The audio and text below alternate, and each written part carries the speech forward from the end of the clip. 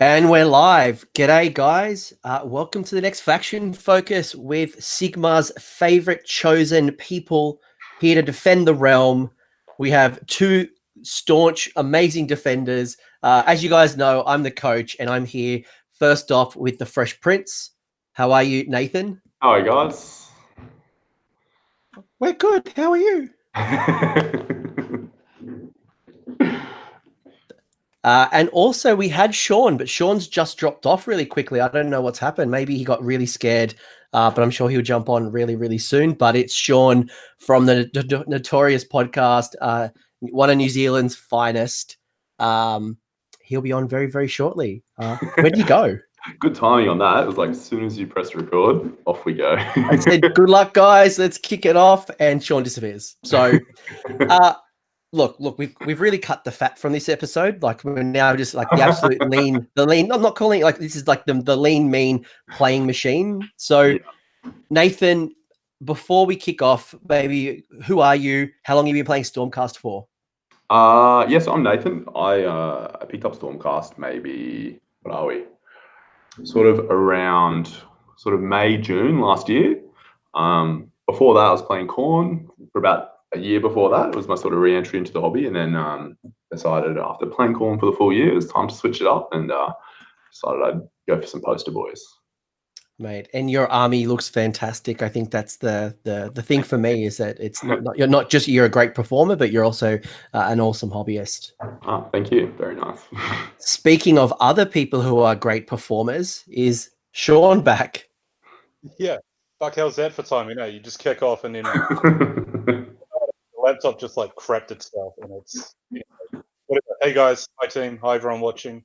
I made it. So we're just doing quick intro. So who are you? Where are you from? How long have you been playing for? Sweet. So I'm Shaun. I'm from Wellington, New Zealand. I am one of the co-hosts on Notorious Age of Sigmar, podcast that comes out of New Zealand, just promoting the New Zealand scene. I've been playing AOS probably 6 months after it released. I played Fantasy as a kid, like 15 years ago, sort of as a lot of people did, and got to teenage years. Was more interested in like girls, sports, and drinking. Dropped the hobby because it's a bit nerdy. And then once I've done with the sort of drinking and girls and so on and so forth, decided to look back into Warhammer, and the end times was going on at that point, so it looked really fractured. But I sort of took the plunge 6 months after Sigmar came out, and haven't regretted it at all. It's been amazing. I play Sigmar. I play Stormcast Eternals, Poster Boys. Love it. That's me. You both call them the Poster Boys. Because they fucking are the Poster Boys. Look, to be honest with you, I always thought that the free people were the Poster Boys, and yeah, boy. All right,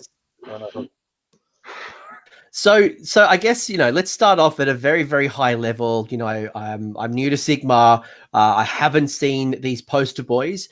Who are the Stormcast Eternals, and why are they the Poster Boys for this new game? Yeah, I'll jump in. So the Stormcast, in short, and the reason they're the Poster Boys. So basically, through the end times, when all the heroes died, if a hero died and was deemed worthy, he would be sent to Sigmar and then reforged as Stormcast. So Stormcast are essentially all the best people in every other faction. Yeah. So if you want like the best of the best, this is the faction for you because you've got everyone's heroes. Yeah, exactly. So all the other factions are essentially just Sigmar's rejects. Love it, Nathan. Yeah, the heroes of every sort of mortal champion that's fallen in combat at some point. Sigmar decides as they're dying or as they're dead to pluck their soul out, bring it to Azir, reforge it, and then turn them into a poster boy, and that's where they're at.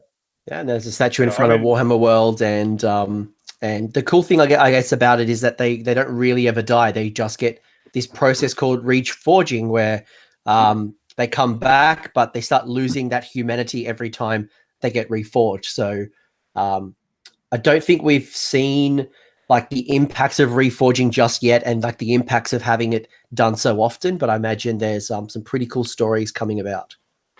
Yeah, because that's sort of just introduced that. Sorry, I talked over you there. They sort of just introduced that in through the Soul Wars, wasn't it? And then there was all those stories, the Knights Excelsior just purging whole villages because somebody had a cough, that kind of thing.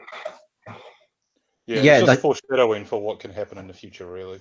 Yeah, I know. I'll never forget the story in Malign Portents where there's that three people, father and son in their house, and this Stormcast person comes in and they're like, yeah, Sigmar's come to save us, cough, cough, Nurgle, and then he just kills both the whole family. And that losing humanity is we haven't seen it yet, but they have a very interesting backstory. So, and I cherry pick from Stormcast, so I'm a free people player, and I pick from their best to kind of pull in my ally pool. But I think this is going to be a good discussion. Cool. So, what attracted you to the Stormcast? And Nathan, you said earlier that you were playing Khorne and you decided to jump over. What drew you to Stormcast? I'm not sure. So initially, it's a comparison actually that might irk some people, but I played 40k sort of in my early teens and always just played Space Marines. And just really enjoyed the idea of the different chapters and being able to personalize and sort of felt like you could really make them your own. And that's how I kind of feel about Stormcast as well. That's why I sort of wanted to jump in, is that while Stormholes have their rules and their color schemes, you can sort of do it your own way. And I think it allows for a lot of sort of customization, or however you want to run it. And Shaun, what drew you to these guys? I've always loved the look of the Holy Paladin and sort of the righteous knight fighting for the good. I always play good guys, so that's one of the reasons. But I just love the sort of I don't know, almost borderline religious fanatics that are clad in armor and fight for good and holy. And sort of taking from what Nathan said as well, I saw how they run Space Marines, or specifically Ultramarines in 40k, and how they get new releases all the time. There's a new hero coming out every other week or whatever. So the range is so massive, and me as a player, I like a massive range of selection, so I can sort of play the way that I want to in my army. And Stormcast have 40 or 50 some units, far more war scrolls than any other army. They've got range, they've got combat, they've recently got magic, which is a bit meh, but that's all right. They don't really have bodies. So I just love the range. And they're a small elite army as well. I hate pushing around tons and tons of models. I just don't have time for that. No, so, I couldn't agree more. The old Empire player in me, that was the Swiss Army knife of armies back in the day. Yep. Stormcast is really that Swiss Army knife. If you want combat, you want magic, you want prayers, you want big beast, you want small beast, you want big heroes. You've really got something for everyone in every phase. And they're beautiful models. They have some really great models, and they're well supported too. So I think everyone jokes, when's the next Stormcast book? But the reality is they're getting one at least every 12 months, and the range is constantly growing over the years. Yeah, exactly. And I mean, while it's awesome, it's also a bit shit because there's always this arms race to buy every model or unit, or in some instances, multiple of that same unit. So you've always got something to paint and build and so on. And yeah, it gets tiresome. But this is the rich complaining about being rich. So yeah, I'll take it with a grain of salt. I'm sure there are a lot of armies who are begging for that first battle tome, while you guys are on your fourth. There you go. If we count the Extremist Chamber. Extremist Chamber was a battle tome. Was pretty awful. But you got a battle tome. So we've learned a little bit about what attracted you to the army. So at a very high level, what are the strengths of the Stormcast Eternal and playing this faction? I think the key strength is just flexibility. As we were saying, the model range is so big. There are so many options. You can sort of build the army to be however you want it to be. It can be, actually, Shaun was saying earlier, it can almost end up a bit of a trap. You end up sort of, when you're list building, you can fall into a bit of a jack of all trades, master of none role. But sometimes that's okay, but sometimes you can just sort of leave yourself a bit short. But there's just so many options. You can sort of build them however you want to. It's great. Yeah, and I'd absolutely agree with what Nathan's just said. the range is probably its biggest strength. In all honesty, the fact that you can do what you want pretty well, sometimes better than other armies, sometimes not, as in like the magic is pretty spit stink compared to other armies, but it's still there. You know, you got prayers as well, which is, from what I understand, only what Khorne and Fire Slayers who are coming out will have prayers. Any other armies have prayers? Doc as well. Oh yeah, Doc. Yeah. Fire Slayers. Yeah. So it's one of 4 armies that have prayers. It's got a massive hero range. There's more heroes in this army than there is units in most other armies as well. So I would just say the range is its biggest strength. You know, you can do what you want with it. And I think that's kind of leads us into the next question as well, is just what is the weakness of the army? And I'll call it out really quickly. The weakness of the army is the size of the army. And to find the synergies and to, you know, to build a really strong list, or one that, you know, might take you a while. It's a really robust list, and there's always new models coming out, which means you've got to potentially buy new models if that's something that you're interested in. But outside of the range, what are some of the other weaknesses that you need to consider in list building and just generally the faction? I think that there's something I find interesting about Stormcast is there's not really a way. A lot of other armies, you can sort of almost do the Death Star thing, right? Where you've got, say, 4 different buffs that you can chuck on this unit and then throw them in, and they'll destroy something. And then that unit dies, and you chuck them on the next unit and throw them in, they destroy something. Stormcast can't really work like that. They can sort of build defensive Death Stars that are hard to kill, but not really anymore. But it's more about you end up falling into sort of power pairs. So you have a hero that goes with this unit, a hero that goes with this unit, or maybe a couple. But there's not really a way to build just a destroy everything unit, essentially. Yeah, I'd say the low model count of the army is obviously a massive flaw. It's traditionally quite a high drop army as well, because the battalions are, some of them are alright, but some of them, I mean, you just sort of see the same ones, or none, to be honest. I agree with Nathan as well. The Death Star, trying to build up a Death Star unit, I think you can do it, but the amount of points that you invest into doing it, and it's traditionally only one unit that you can do it with. You know, like off the top of my head, I'm thinking about like 6 Evocators and Drax at 600 points, Castellan +1 that's 700, Heraldor that's 800. Then you probably want the Lord Arcanum on Drax, so that's 1,020 points.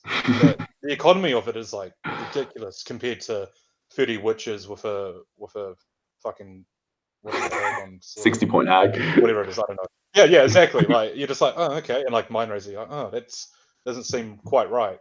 So yeah, mainly the low model count and the fact that every unit that is going to be a combat unit or something that you want to do quite well with always almost needs like a supporting hero, whether it be Gav to get people charging in, or a Relictor to give prayers, or a Castellan to give +1 to buff, or a Heraldor to run charge. Yeah, it's quite hard to do what other armies can do for quite a low amount of points. Yeah, I think another weakness as well that people, I think mobility is actually an issue. Even though you can drop in from the sky, you have to be down by turn 3, and once you're there, and you're just kind of walking 5 inches. It's I find, at least with the list that I've run, even with the Dracolines on Evocators, mobility, getting around the board is often a bit of a struggle. I imagine, is it total commitment where you can't have anything in reserve? That scenario should not exist in the game, but yes. but that's probably like the ultimate test of Stormcast, right? Like when you talk about movement, if, you know, when I'm deploying Stormcast generically on the board, no reserves, no sky drops, they are a very slow army, and if you don't drop from the sky appropriately, you can really mess yourself up in the late game. Is that a fair observation? Yeah, absolutely. It's like you need to drop from the sky and set, but you then don't really have the ability to adjust on the fly to what's changing around the board. Like once you're there, you're there. And exactly. Also, another low-key issue about dropping from the sky and the Stormcast range in general is that everything's on a 40 mil base or bigger. We all have 1 inch for each weapons, apart from a few units. So if you are making those 9-inch charges from the sky, quite often you're only getting 1 to 2, maybe 3 models in, depending sort of obviously the size of the unit and how big the charge you roll. But you can't fight in flanks and ranks and flanks, and that quickly minimizes the amount of attacks you get.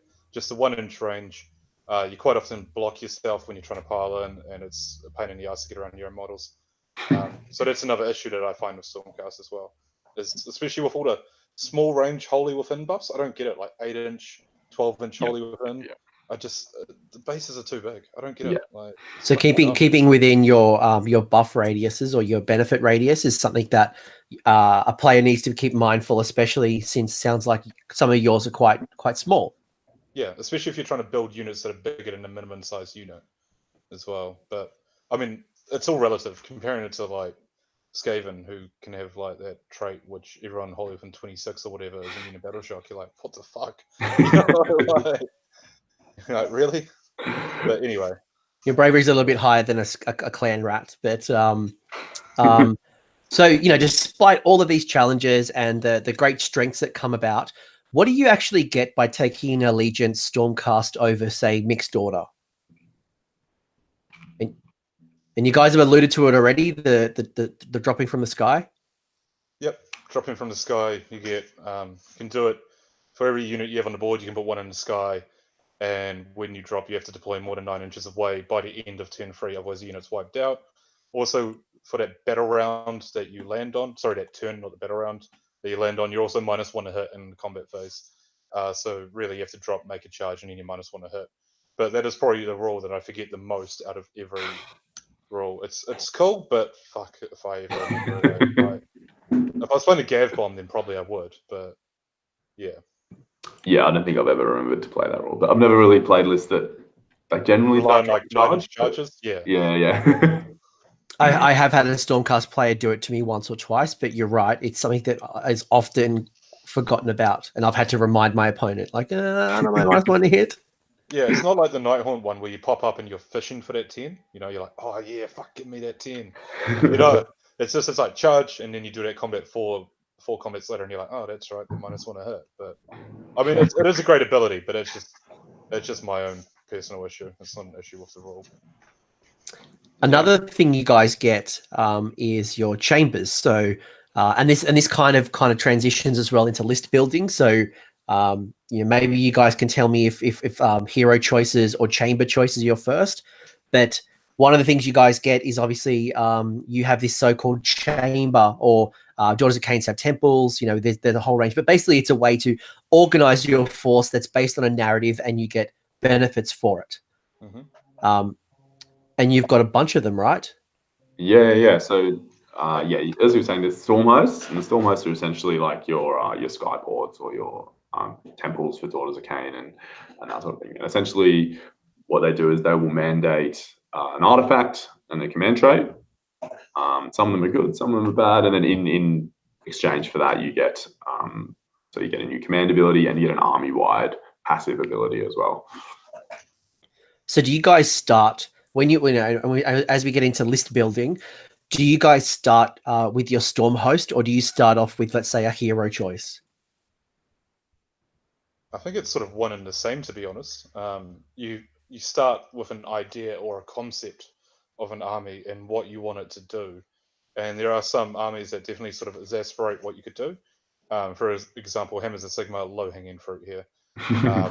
If you're wanting to drop from the sky and make big deck charges, then you'll probably be taking Gav. He's only works in Hammers of Sigmar. So, that list almost sort of writes itself. If you're thinking really, I don't know, if you've got a heavy magic meta and you can roll heaps of 6-ups, maybe you want Heralded Knights. I mean, they're pretty, if you're shooting like myself and like Nathan has done in the past, Anvils is pretty awesome. I did a cheeky little 1250 list recently, which pretty much the idea of it was making Dracolines charge, and when they charge, make them super buffed up. So I ran Celestial Vindicators, because the army-wide ability in it is when you charge, you get to reroll ones. And then the command ability as well is you get an extra attack on everyone's melee weapons for 1 unit, which cannot stack. So, I mean, my way of answering that question would be you have a concept or an idea of an army, and somebody's really helped to sort of steer you in that direction. And some of them are just crap, to be honest. So, yeah. Yeah, I've been a bit similar. I think I'll usually sort of have just either a broad idea or a particular unit that I want to build around, and then sort of through the process of building it out, building around that will sort of end up making the choice of the Stormhost. All right, so it sounds like to me it's this process of picking a few units and heroes that you've got a rough idea about building a list around. We then find a chamber or a storm host that best represents what I'm trying to achieve, and then we come back and kind of tweak and modify to get the most out of that point allocation we have. Is that fair? Yeah, absolutely. Yep. So let's start talking heroes. Let's start with the top of the tree. And you guys have a lot. You have probably the most leader choices probably in the entire game. Unequivocally, we do. You have more leader choices than, let's say, Iron Jaws has War Scrolls in general. Like, yeah. So where do you start? Like, it's so confusing. Where do you guys start? And what are some of those heroes that either a must includes or work well in that shooting versus combat versus like the different types of Stormcast builds? So yeah, I think the most important thing when you're starting with your heroes is, for me at least, is do you want the Sequitors battle line or are you happy to take Liberators? If you want the Sequitors battle line, it means you're locked into taking your Lord Arcanum as your general. And you can there's 4 versions of things. So there's the foot, the one riding the bird, the one riding the cat, and then the one riding the flying goat. I'm yet to see flying goat leader. It's so good. So good.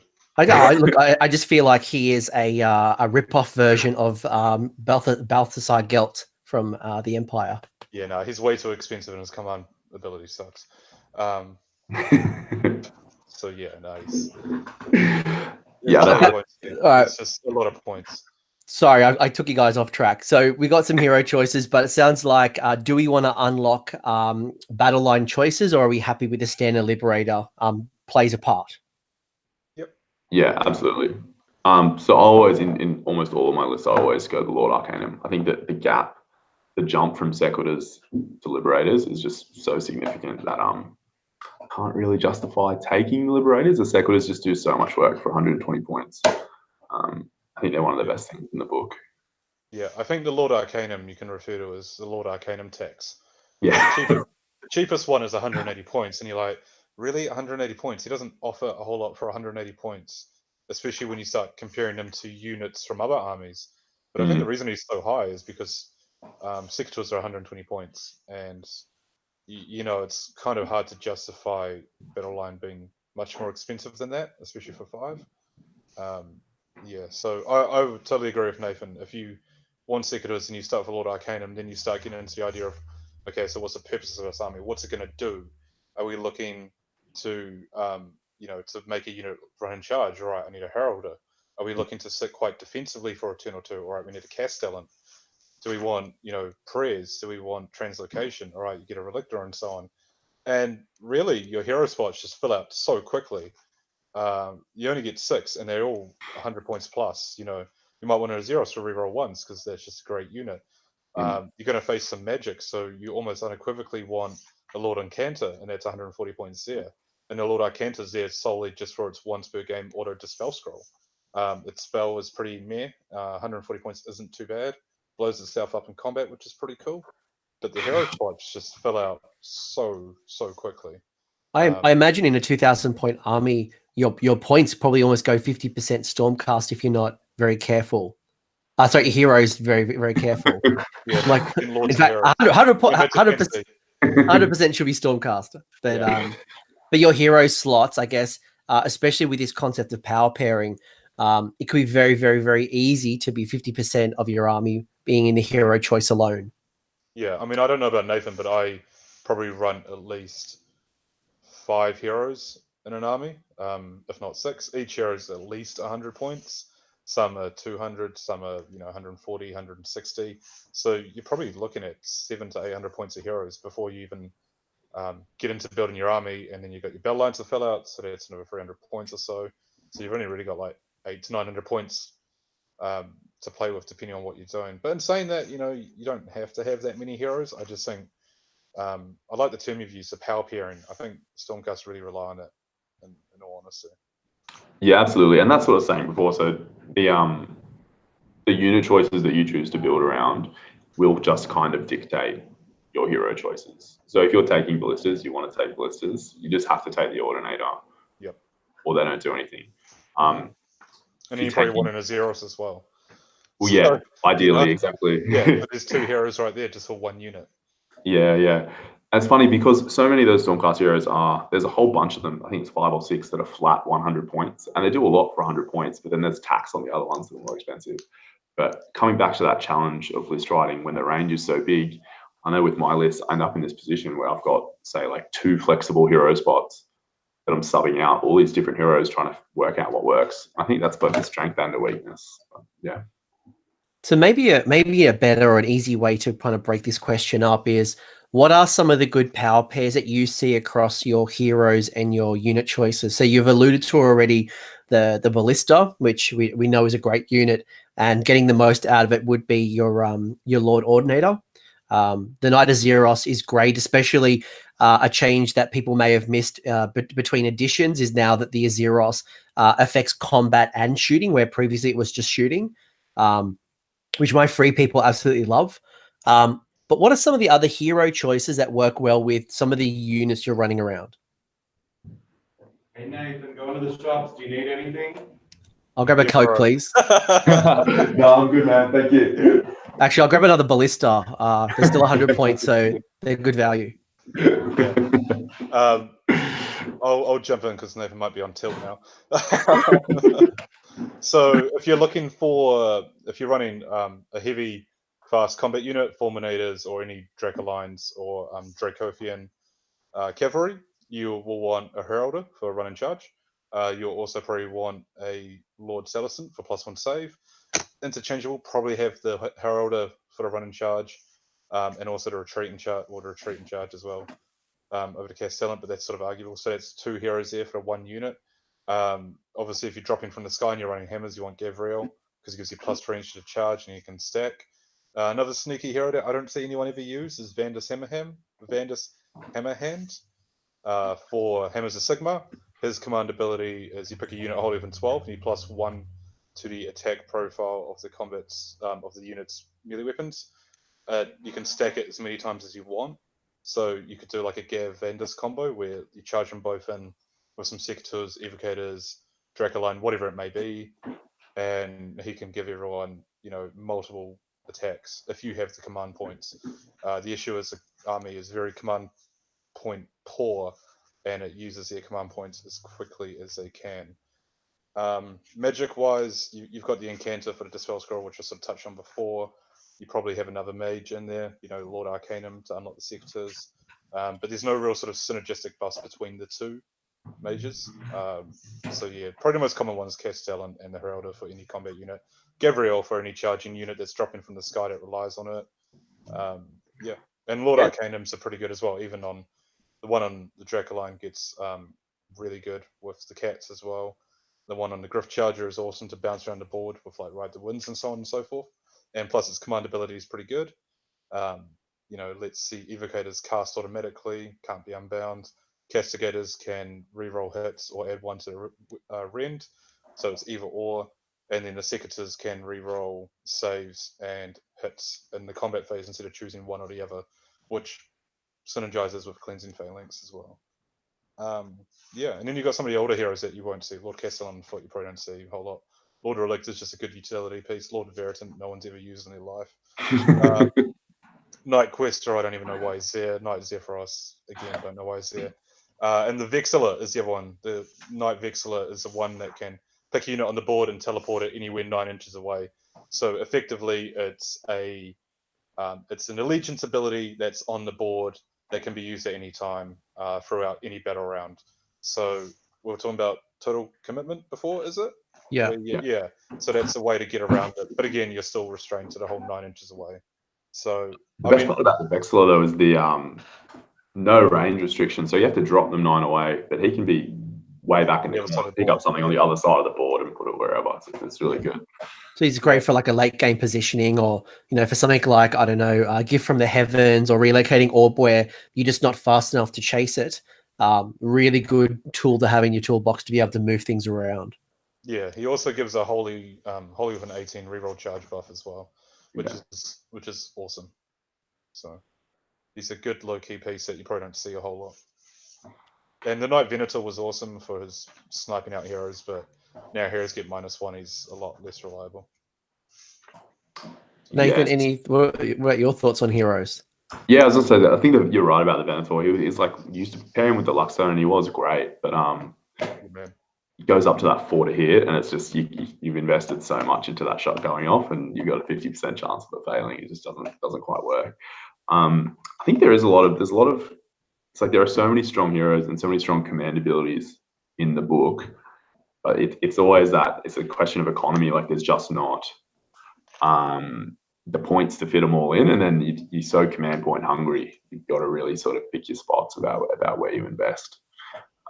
My lists tend to be quite light on heroes for Stormcast at least. I'll tend to run 4, occasionally 5. In one I'm writing recently, I was going to ally in the Spellweaver as a way to get that auto unbind for 40 points cheaper. She's 100 points. You get the auto unbind without paying for the Incantor. And I find that with Stormcast heroes too. Those 20 points or 40 points more than 100, it becomes really difficult to fit them in because you start locking out your actual sort of hammer units. Some of the heroes I really like, obviously, and potentially underutilized abilities, or maybe not spoken about as often, is the Knight-Heraldor's little toot, especially with these, terrain-heavy tables that we're now seeing. Oh, hello, Sylvaneth, with all your wildwoods. Let me toot away. Yeah, but getting in range of that is so hard because getting in range of that is so hard because the 3 bases count as 1 terrain piece, and you have to be wholly of an 18. So it's a bit. I kind of disagree. Heraldor's been in every list that I've run. I actually love it. The key is that it's in the shooting phase, but it's not a shooting attack. Mm-hmm. And so there's a bunch of times where, say, I've got the Comet off in the hero phase, I'll drop that onto the wood where all the Sylvaneth heroes are hiding. And then if you command point 6 the run for the Heraldor, and then it's wholly within 18, it's actually a 29-inch range to get wholly within 18 of the wood. And you toot that horn with the Comet and all the heroes just explode. It's actually kind of great. Yeah, he is awesome. I'm a bit jaded from the change. I just preferred Wolfin 15. In all honesty, I just preferred Wolfin 15. Yeah, no, within 15 was much stronger. And again, it's another thing that you could end up relying on command points for. You just get so hungry for them. The other ability I really like, and especially now that Chaos has really taken over the tabletops and you see so many of them, is it the Knight-Azyros has got that lantern, that once per battle lantern, which is it D6 wounds? Yeah. D6 everything wounds. Within 8, I think. Yeah. I think it's an 8 bomb. So, and you obviously only get the benefits when you run the Azyros. It's not, within range of your unit. It's anything that's within the light of the Azyros. So, you do that, you drop the lantern bomb, and it's very, very damaging for 100 points. And he's got he flies as well, so he's quite a mobile hero. Yeah. So he moves 12. He flies. You also don't need line of sight for that lantern ability, so you can hit Sylvaneth heroes hiding in woods, or you can just pop them on the other side of a piece of terrain. The only issue is it's done in the hero phase, so you can't drop from the sky and then do it the next hero phase because you'll be 9 inches away, or should be, unless obviously turn sequence dependent. But you're right, he moves 12, and you can obviously run him if that's what you're wanting to do, which you probably are because you're wanting to get the reroll 1, so you want to push him as far forward as you can. Hopefully you can get a double turn or something, or hopefully he survives the turn, and then you can open up the lantern, and it is wicked good. It's really good. Azyros is so good. Yeah, I've been in my lists lately. I've just been it's been Azyros and Castellan, just swapping out back and forth and trying to decide which one to take. It's about offense or defense, but yeah, they're both. I'm an Azyros man. I love my Azyros. He's a staple in my mixed order free people units. But I guess if you're taking a Stormcast army, which is shooting, that very much old. What's the old shooting list? The eighth strike. Yeah. Like that, he definitely would stand in there. But if you're not as shooting, I guess might be someone else. 2 other heroes we haven't really acknowledged that I'd love to hear your thoughts on is obviously our Star Drake. So our Lord Castellan on Star Drake and our Drakesworn Templar. Thoughts, considering that the army is very hero heavy and there's obviously these guys are big points eaters. Is there a place in the army still? So I actually went out, it wasn't that long ago, maybe a month or two ago, and I actually went out and bought a Star Drake. And then I was like, there's still legs here. This is still good. There's lists that you can build around this. It's such a strong anvil. And then it was genuinely a week later that the Skaven and the Feck books dropped. And I think that now those two books in the meta, there's so much mortal wound output.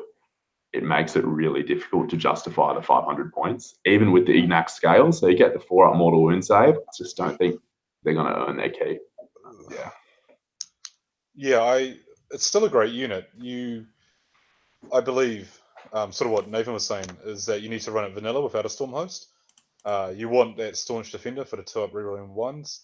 I would recommend Ignax is probably the best artifact on it for the 4+ mortal wound, because then he's got a 2-up rerolling 1's 4+ mortal wound. He's 16 wounds. He's a lot of points. He's over a quarter of your army's points. His command ability is poo, but he has so much utility. With Rain of Stars is a great character snipe. That's one of the best things about him. If you run a wizard in your army, he gives him +1 to cast while you're within 18. So it's like a mobile arcane piece of scenery. He's a horde killer for the most part because of all the stuff he gets to do. With his charge, he gets to not with his charge. Before he fights in combat phase, he gets to use his jaws, which is just simply pick a model within 3 inches, roll, and then if it's more than their wound characteristic, that model's slain. So it's great for like Iron Jaws against like brutes. They're only 3 wounds.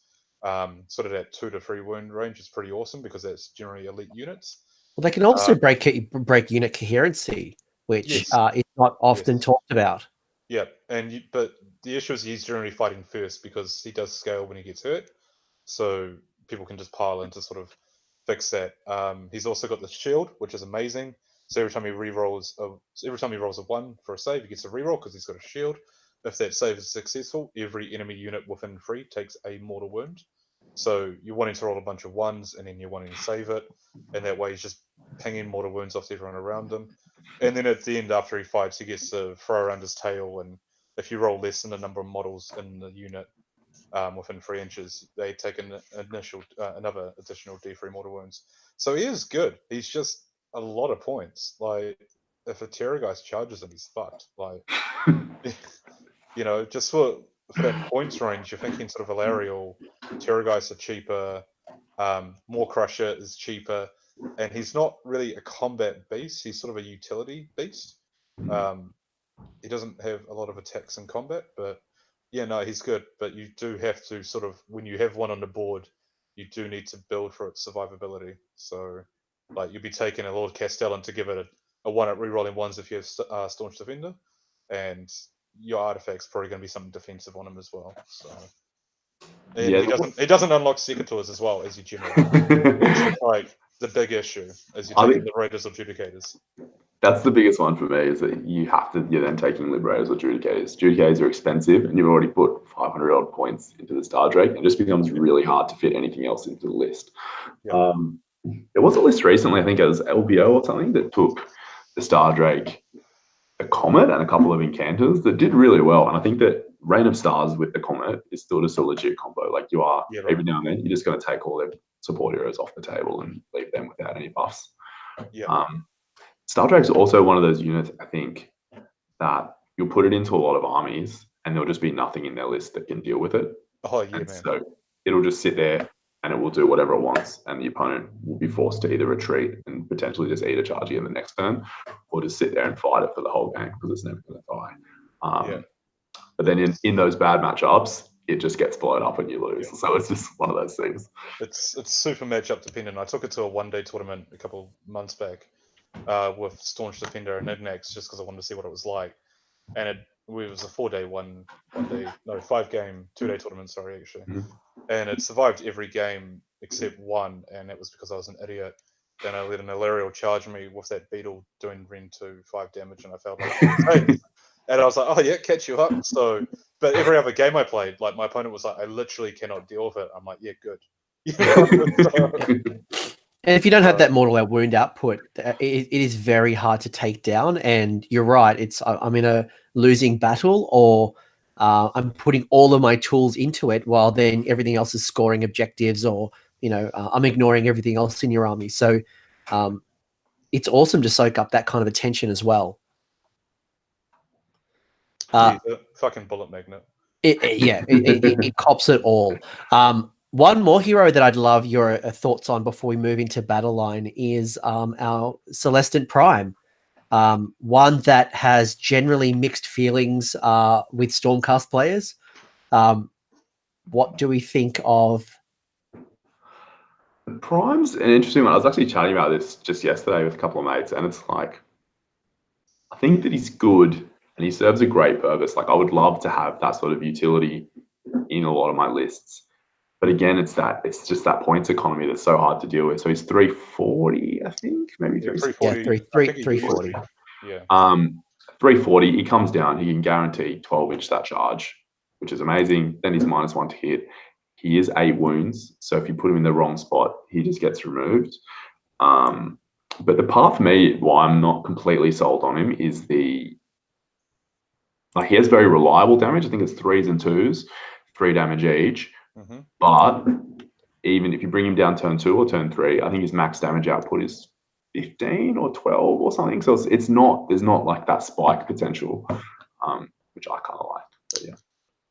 Yeah, he does normally come down and sort of delete a unit and then gets killed, in all honesty. Because he's only 8 wounds on a free up save. Have you used him much, Nathan? I've used him like 3 times. I feel like I should use him a bit more. No, I've actually never run him. I haven't run him. Yeah. I mean, we've got a guy in our local meta who he like literally wins games for him. He comes down sort of turn 4 for the most part. And as you said, guarantees a 12-inch charge because he's got his ability where he can change dice rolls once per turn. And then when he's coming in, he's hitting, what would that be like? Fuck, a whole bunch of times. 11 times. I have seen him used quite well. I know Dispossessed Dan allies him in. I ally him in a little bit. I've seen Stormcast players use him, and I think what you guys have said is very, very true in that you need to bring him in late. Definitely a turn 3, if not turn 4 piece. Yeah. Great for stealing those late game objectives, especially the ones that are sitting behind your line. Great for sniping those shooting or spellcasters that the forces moved far forward and too hard to kind of come back. You can kind of start sniping and taking out things that are clearly weaker than the but super important buff pieces.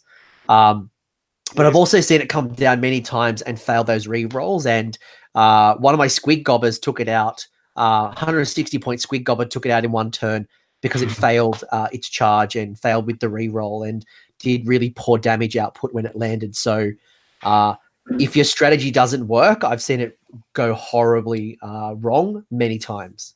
Yeah, he doesn't get a reroll charge. He just gets to change the dice to whatever he wants. So yeah, I think I remember seeing the charge being like a double 1. So even no. So now he can just change the charge roll to whatever he wants. Yeah. Previously in the last edition, he got to change a 1 dice, but this just says change the charge roll. So he can guarantee a charge. Well, there you go. As long as you got something within 12. But he's also got the range attack, which you pick a point within 24, roll d6. Everyone within that many inches takes d3 mortal wounds. I feel like I should use him more, but my hero spots run out too quick, and I don't have 340 points for a hero. But if you think like a mission like Starstrike, where you're scoring, 4 points or 5 points in the last, turn 4 and 5, he should be able to come down and clear out those points quite quickly and almost win you the game. He also gives a bravery buff as well, which is pretty awesome, especially with a lot of things affecting bravery these days. Like Terrorgeist screams and what's the other Flesh of the Court scream? The artifacts they've got. Same Mind Razor, stuff like that. Yeah. So I think he's awesome. I just think 340 points in an army where you're starved for points as it is pretty hard. I mean, you can put him in a Vindicator, so he's rerolling 1s when he charges. So he's 10 on 3s, rerolling 1s and winning on 2s. And then he can give himself another attack with that command ability. I think it's the 340 points. It's hard. It's too much. It's hard to go in and compare everything to the most efficient things in the book. With the Prime, I'm always like, if I bring him down on turn 3, he can do this and this, or turn 4, he can do this, and that's great. But is he going to do more work than having 15 Sequitors on the board from turn 1? Because that's the point strategy making almost, and it's just he always Yeah. falls short for me. And he spends half the game off the board, so he can't Exactly. interact with the game for half the. Yeah. So what I'm hearing is that there is potential. It's obviously a hard trade-off, and I think you need to really think about your strategy and how you use it effectively to get those points. Because you're right, it's not going to be on the. It's unlikely to be on the table for the full 5 rounds. So you really need to make the most of those 1, 2, 3 turns, probably at most, that you have this model, because you're trading off and putting your army at a disadvantage from the start. Yeah. With that said, like one of the best models in the army, I think. He's beautiful. Oh, and he looks fucking awesome as well. Yeah. He's a bowler.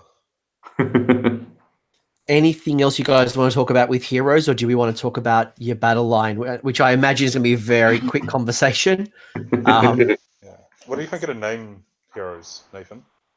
The named ones. Yeah, the special characters. Yeah, like we sort of covered it before. I think there's real legs in Vandis. So Yeah. again, it's that command point economy. But you were saying before, it's not actually pick a unit for the +1 attack. It's everything within 12. Oh. So if you were to drop him down and drop Gav down, pop, pop, pop, everything's getting plus attacks. Like there's real damage potential in there. But it's just he's 280 points. Yeah. I think. Yeah. Yeah. It's And just he huge. doesn't get the reroll ones. He doesn't get any special shit. Yeah. He does have flat free damage, which is pretty awesome. But yeah. Yeah, he can definitely do some hitting. I think that I wish there was more named characters for the other Storm hosts, because they're all just for hammers. Yeah. Which is a bit of a bummer. But yeah, Gav is the one that you're always going to take if you're going hammers.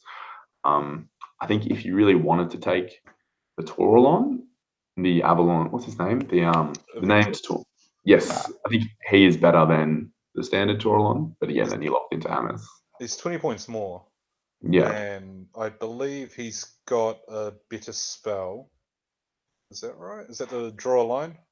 Yeah, he's got the draw a line spell, and I think he's got the so you can pop that through spell portal as well.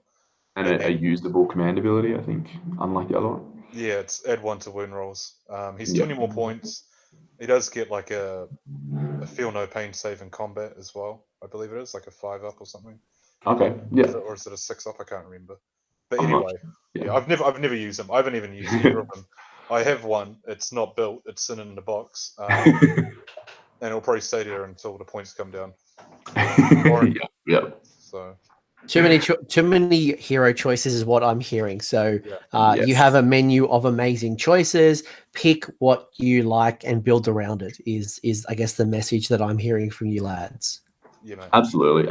I think that's it. Like you pick a play style, and there are heroes in the range that will support that play style. It's kind of no matter what it is.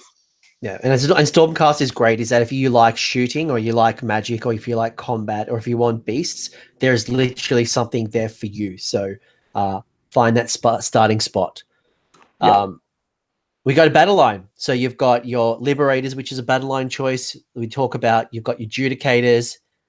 You've got your, what else can you unlock? Is that Vanguard Hunters with the Lord Aquila? Mm-hmm. The Sequestors? If you got a Lord Arcana, so you got 4 choices in total. You got 2 flat. So you got Liberators, just order battle line full stop, I believe.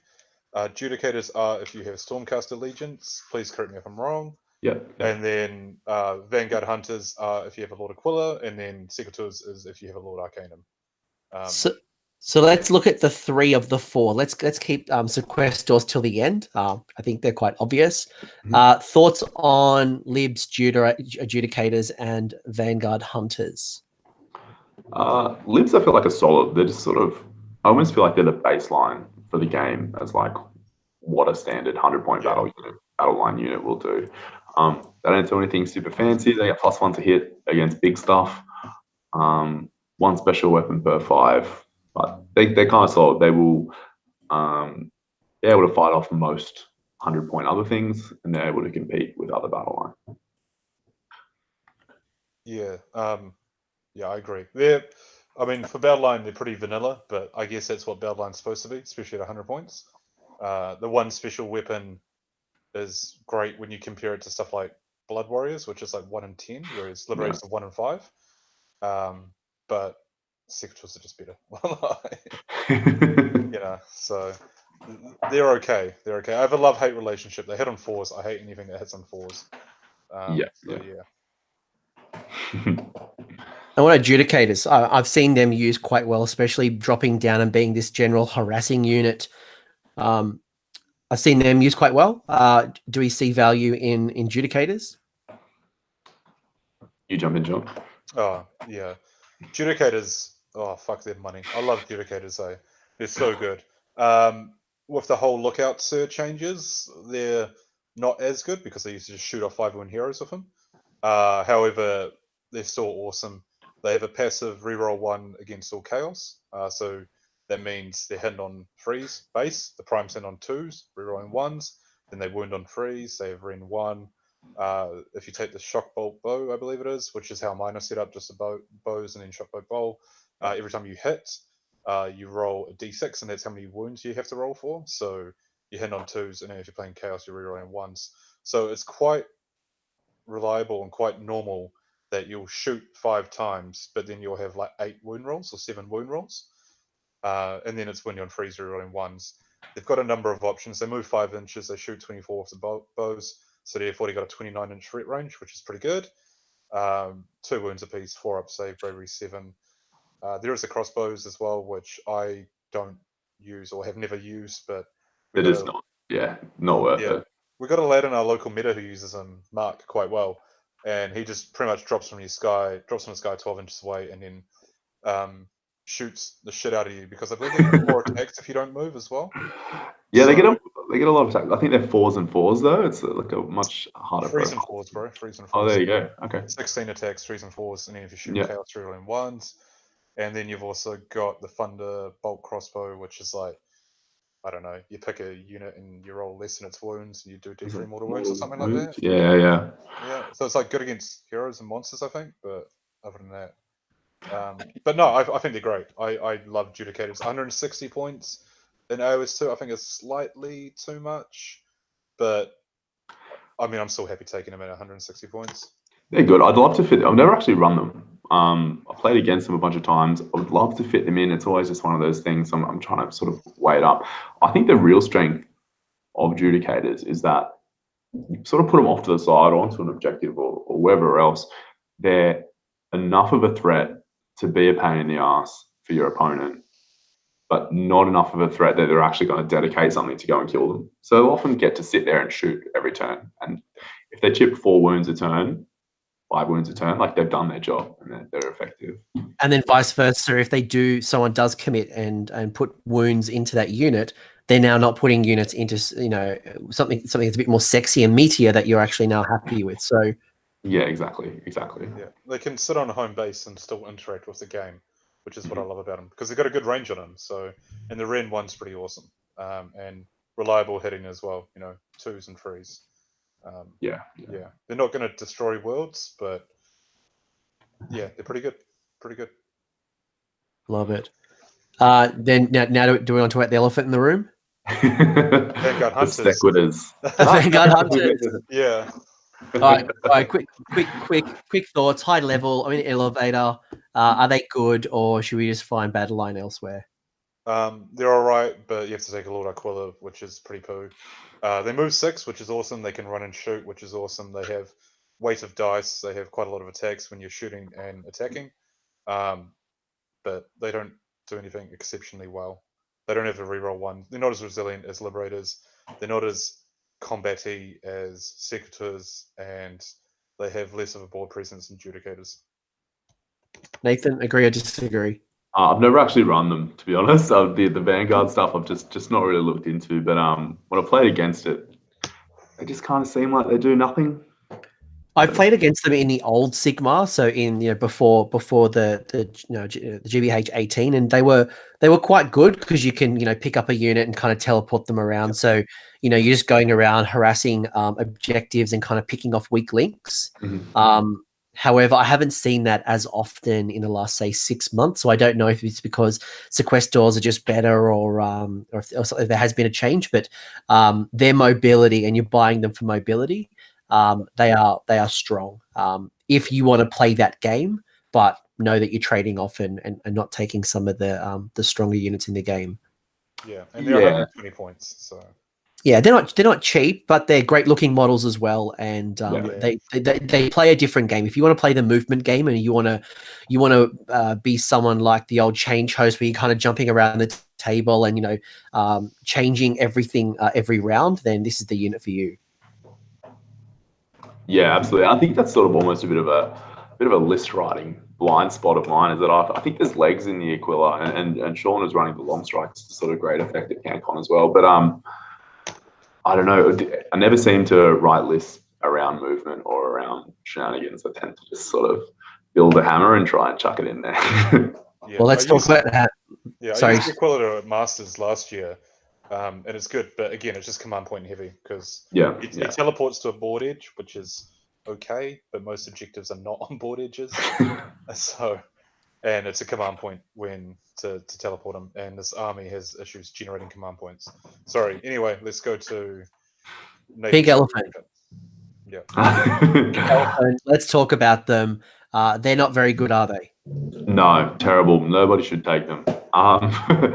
No, the Sequel is just amazing. I think that they are the best war scroll in the book, even without external synergy.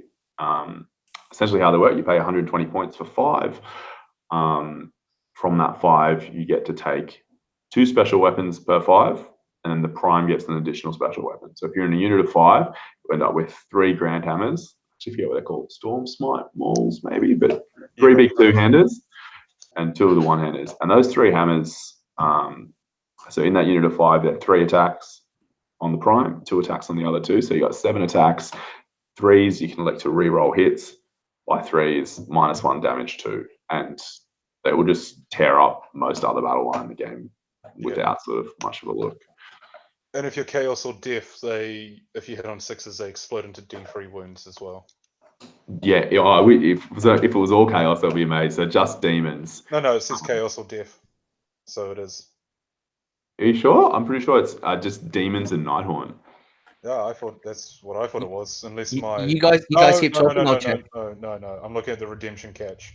My bad. My bad. If it was all Chaos and Demons Death, or Nighthorn. Yeah. Sorry. I'll go on to eBay and buy more now. Yeah. My bad. But interestingly, they do work. So Seraphon have the demon keyword as well. So you can even pop up and blow up some Seraphon, which is nice. Aren't they celestial demons? They still have just the demon keyword. It's really good. Okay. Take that, Seraphon. But yeah, Sequitors are amazing. So the lists I've been writing lately have sort of been building around them. So the current list, actually played it yesterday, had a sort of a test game against Feck, and I've got 35 of them in there, which is a lot of points worth. But yeah, they earn their money. They're really good.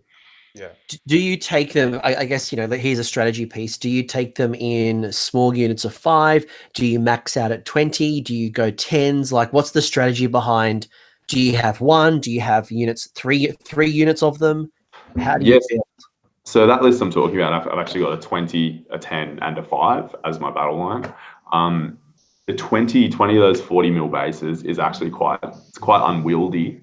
If you're going to go that route, the Heraldor is an absolute must. Like, you need to be able to retreat and charge them, otherwise somebody's just going to tag the edge, and you won't be able to get those Grand Hammers in. But I think they're just so flexible. You can sort of make them work any way you want them to. You do actually get the most efficiency out of them by taking them in 5s, because the Prime gets that special weapon.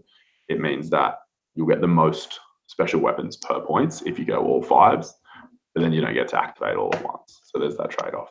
Yeah, and then you're also not getting as much out of the synergies as well for the buffs. Like the Heraldor can only tag 1 unit, or the cast talent 1 unit as well, or command abilities and so on. I mean, even at 20, they've still got 9 special weapons? Yeah. It's a lot. Which, if you get all 9 into something, it should sort of get rid of them.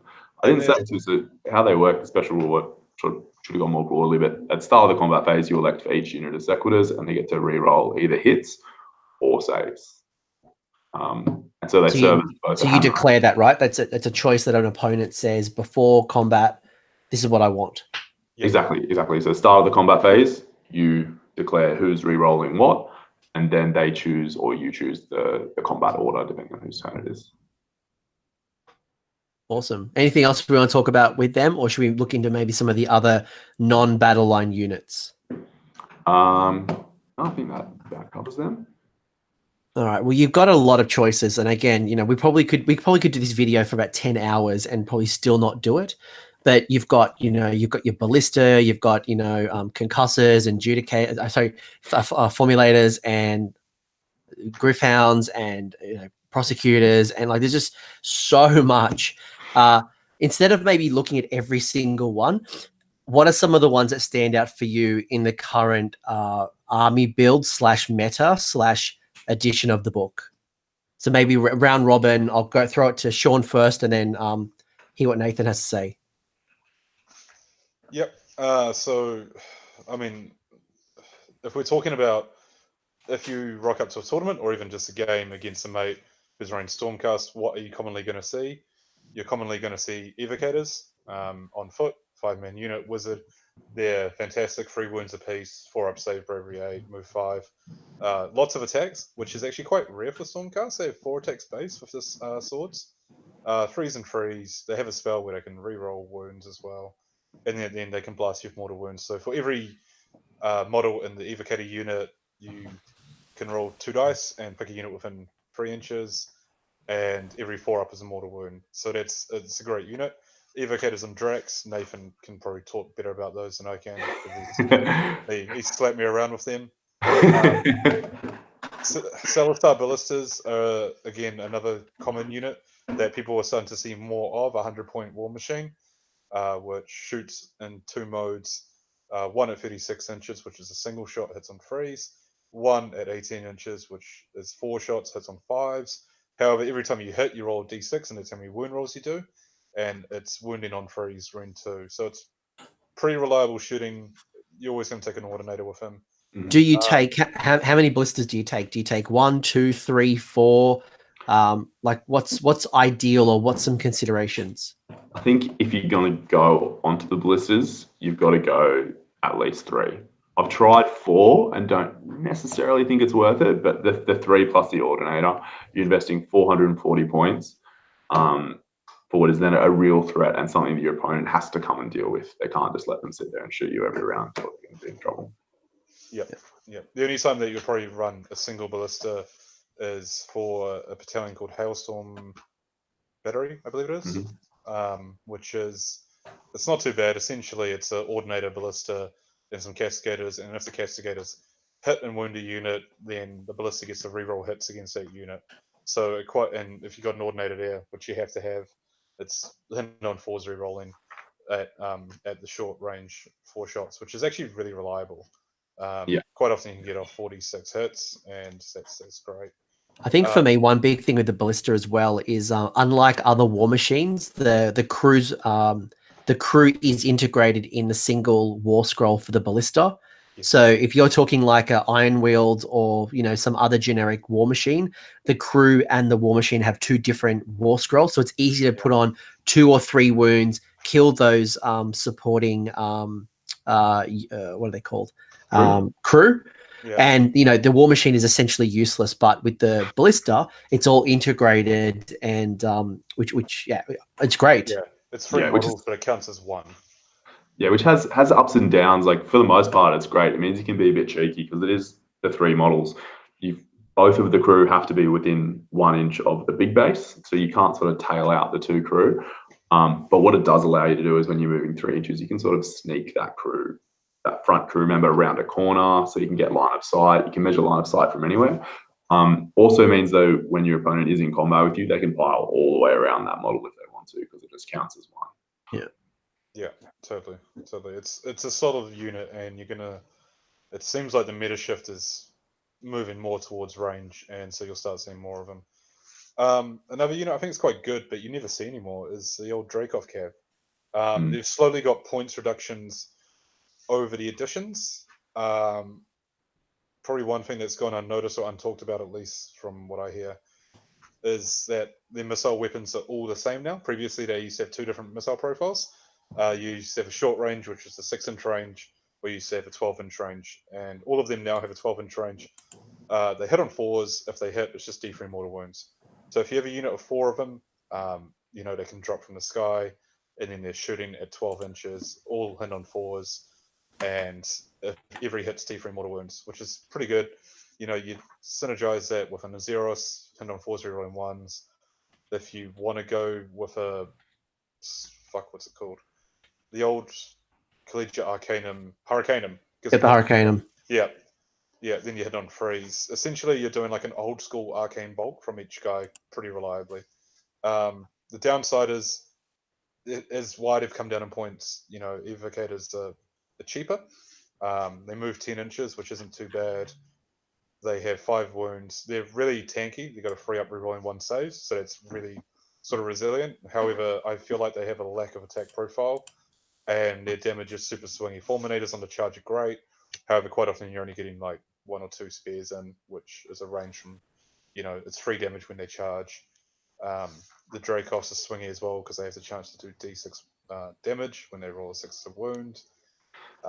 They range from, I think, 200 points maybe to 10 pistols, or 220, up to, I believe, 260 for the concussors. So what differentiates them is the weapon type. Each weapon has a different unique ability. The spears on the Fulminators, plus it's a damage when you charge. 10 pistols make people minus to hit for shooting attacks or something dumb. They've nerfed it. And they're traditionally quite good with the Star Drake. Yeah, so the Star Drake has reroll wounds on the Dracoff Cav. Although it's the mount, it's not the whole unit. So that's pretty handy. But is the mount, you're fishing for those 6s for the D6 damage to wound, so it allows you to reroll that, which is quite good. I think on the concussors too, I think it was Steven who ran them at GameCon. I think they're the best. They are the most expensive, but I think they're the best for the Dracoff Cap. The thing that makes them amazing is their Blast to Ashes ability. So you can charge in right on the corner of a giant unit of witch elves, whatever else, and if through your rolling to hit with the hammers, if you roll a 6, it does mortal wounds, which is fine. But what it also does is then that unit can't pile in when it attacks. So it means that if you tag right on the edge, only maybe 1 or 2 witches will be able to fight you back, and they just have to sit there, and they can't pile in towards you. Yeah, it's awesome, and they're a flat 2 damage as well, which I think is pretty good. It's a bit more consistent than the Fulminators charging or not charging, and they work really well with the hero choices that we've talked about already. You know, a Heraldor makes them great. A Castellan gives them 2 up rerolling 1s. Vandus gives them more attacks. Obviously, put them in Celestial Vindicators, they're rerolling 1s and stuff like that. So yeah, I think, again, I think you have to sort of build around them, but they're sort of a blast from the past almost. Nathan, you've been using kitty cats quite well lately. Yeah, up and down with the kitty cats. I use them at CanCon and in a couple of events since then. They are great. They're great. I think they're a little bit too expensive for what they do. So basically, I've been taking them in a unit of 6. We're talking about evocators on Dracolines. Just if people aren't following, like they're looking through their books right now, going, what's a kitty cat? I see like Griffhounds, like. But yeah, the cats are great. Where the cats have a strength over the evocators on foot is mostly just in the speed. So they got the 12-inch move, which if you chuck the Heraldor on there, it becomes an 18-inch move, and then the charge, which they get to reroll naturally on their War Scroll. On the charge, they do a heap of damage. So the claws go from 1 damage to D3 damage. With a unit of 6, you're rolling 18 claw attacks, 3s by 3s, rerolling to wound if you got the buff off. You can buff the hit roll. You can give them +1 to hit with the Arcanum on Dracoline. The trouble again is there's a 6 big heavy cab bases, and that buff is wholly within 9, which with a unit that you want to be running forward and charging is just almost impossible to keep 6 of those bases within that space. But yeah, they're very good. They're very good. Very much a surgical tool. They can't take a punch at all. 600 points for 30 wounds on a 4-up. They just sort of die. At the Anzac Cup the other week, I put my unit of 6 ate a charge from 20 ghouls with the lantern on them, so they're on a 3-up, and those 20 ghouls killed 5 of those cats with just 500 points of IRB. Wow. But I remember like calling the Masters, Australian Masters, and watching Dave Kerr just take out Chris Welfare with those kitty cats. He had, I think he had 2 units of, he had at least 1 unit of 6, if not 2 units, and they really won him the game. And Yeah. But I think as you said, they are expensive. So if you don't use them well, or if something doesn't go your way, that is a heavy loss. Yeah, big time. I mean, you also played Gentili at CanCon, didn't you, Nathan? And didn't 6 of them just blow up half his army in the first turn or something? I remember hearing him say that you just charge with your cats and it was game almost.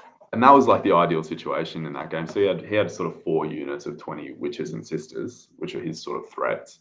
And I doubled him turn 1 into turn 2, and so through that, the cats went and in first turn killed the 20 witches and the cauldron because I was able to get into both. And then in the double turn, killed another unit at 20 while the Sequitus killed another unit. And it was just sort of, if you get that double turn, they can just delete whatever they go into. For the most part, they're pretty reliable. And you also, another ability on the War Scrolls, you -1 bravery for every unit within 3 inches, every enemy unit. Yep. Although I feel like bravery, this is a bit of a side rant, I feel like bravery isn't much of an issue anymore given the amount of units that just flat out ignore battle shock or can so very easily. But it's if you've got a unit sort of out on an objective by itself in the game or something, it's just an additional tool. And they've got the mortal wounds as well. From that they bounce. Do you normally run you run more grand staves, don't you? I can't remember because so killed me. It wasn't the riders, it was the cats. Yeah, so they did sort of a weird thing with the Dracoline War Scroll. So with the evocators on foot, you can give them all the grand staves. With the evocators on the Dracolines, you can only give 2 grand staves per 3. So the one has to take the sword, which is much worse. I almost feel like that was just because that's the way the sprue is laid out or something. But yeah. So the grand staves are just better. You need that flat 2 damage. When you're putting that many points into a unit, 1 damage attacks, it's just kind of not enough out of them, I think.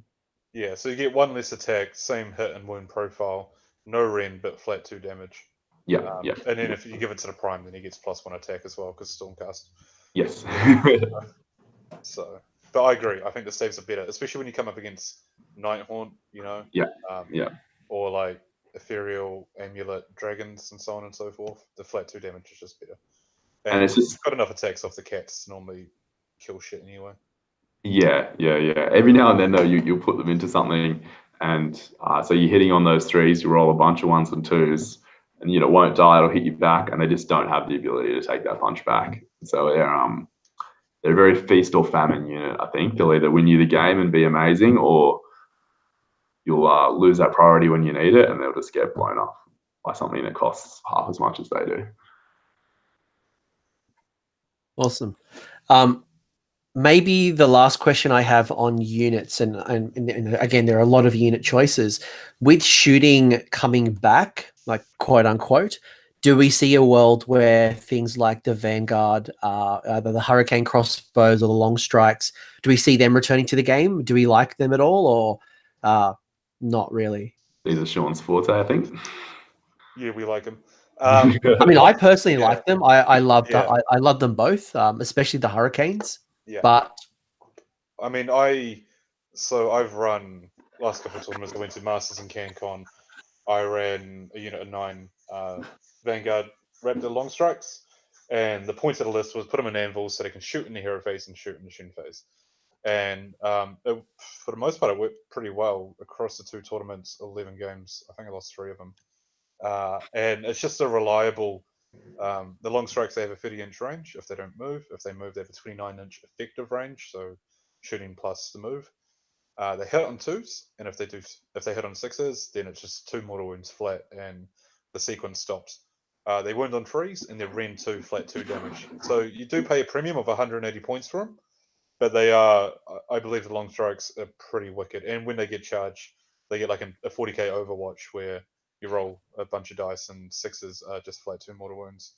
The Hurricanes, I brought a unit. I used it once, I think, in old Sigmar, and I sold it. Weighted dice, absolutely. You can get a lot of it. I think you get, 9 attacks each, isn't it? Yeah. Yeah. So 1 unit, as long as it doesn't move, and dropping from the sky doesn't count as a move. It's a setup. So a unit of 3 of them is 27 attacks. 9 of them are hitting on 3s because it's a prime. The rest are hitting on 4s. But the thing is, 29 attacks, 4s and 4s, is about as reliable as 3 attacks, 2s and 3s, in all honesty. They've got no random, they damage 1. They do give you -1 to charge, I believe, if you've been shot at with the hurricanes, which is pretty cool. I believe, and you get the Aether Wings is, I think, like a hidden gem that people need to start looking at more. So the Aether Wings traditionally pair with the Vanguard-Raptors, and if there's a unit of Aether Wings wholly within 18 of the Vanguard-Raptors at the start of the enemy hero phase, they're like old fanatics. They get to make a 2d6 move in any direction as long as they stay wholly within 18 of the Raptors. So what this means is it's not a normal move, so it's exempted from being able to charge stuff as well. So what it can do is charge stuff is what I'm saying, sorry. So you can move them sort of slightly within 3 inches of an enemy unit, and that unit can no longer charge. You can obviously pile in because it's in combat, but they're effectively charge blockers for 50 points. And they're pretty awesome, but no, I do rate the Vanguard-Raptors. I'm low-key hoping for a points drop on the long strikes, but I still think they're pretty good. You just have to take a big unit of them, and you have to put them in anvils, and then you have to give them an Azyros, and the rest of it. So yeah, I think they've got a place. They're good character hunters, and because it's unmodified hit rolls of 6 through mortal wounds, and they're good monster hunters as well. Yeah, I think so when you're looking at Stormcast shooting, you're either going to go essentially your long strikes or your ballistas. They're at a sort of similar price point in points to invest in both. So for 540, I think it is, you get 9 long strikes, or you get 4 ballistas and an ordinator. I think the long strikes, they both sort of serve a different purpose. So ballistas have an extra 6-inch range on that single shot, but the thing about the long strikes is they have that reliability where they don't really fluff. Like, they can a little bit, but hitting on 2s, they're super reliable, and they're much better at picking off those individual characters. It's funny because me and Shaun are on opposite sort of ends of this. I know Shaun's run the long strikes. I'll always run the ballistas. The ballistas, the reason I like them better in a head-to-head is that extra 6-inch range for one in the actual matchup, but then on top of that, just the spike potential.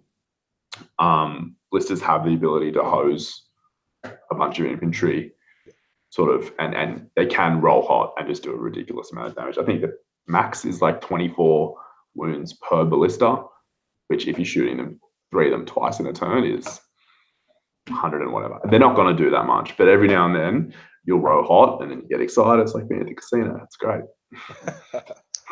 I think that I'm trying out ballistas in my next tournament, and effectively if the move as well to 39-inch threat range, that's another 9 on top of the Raptors. They also far more resilient. If I take 2 wounds, I lose a long strike. If you take 2 wounds on a ballista, you still got 5 wounds to get through. Yeah. And I mean, when I was playing more recently at CanCon, I came unstuck against Ash McEwen's Nighthaunt because he's ignoring Rend, and I'm like, oh fuck!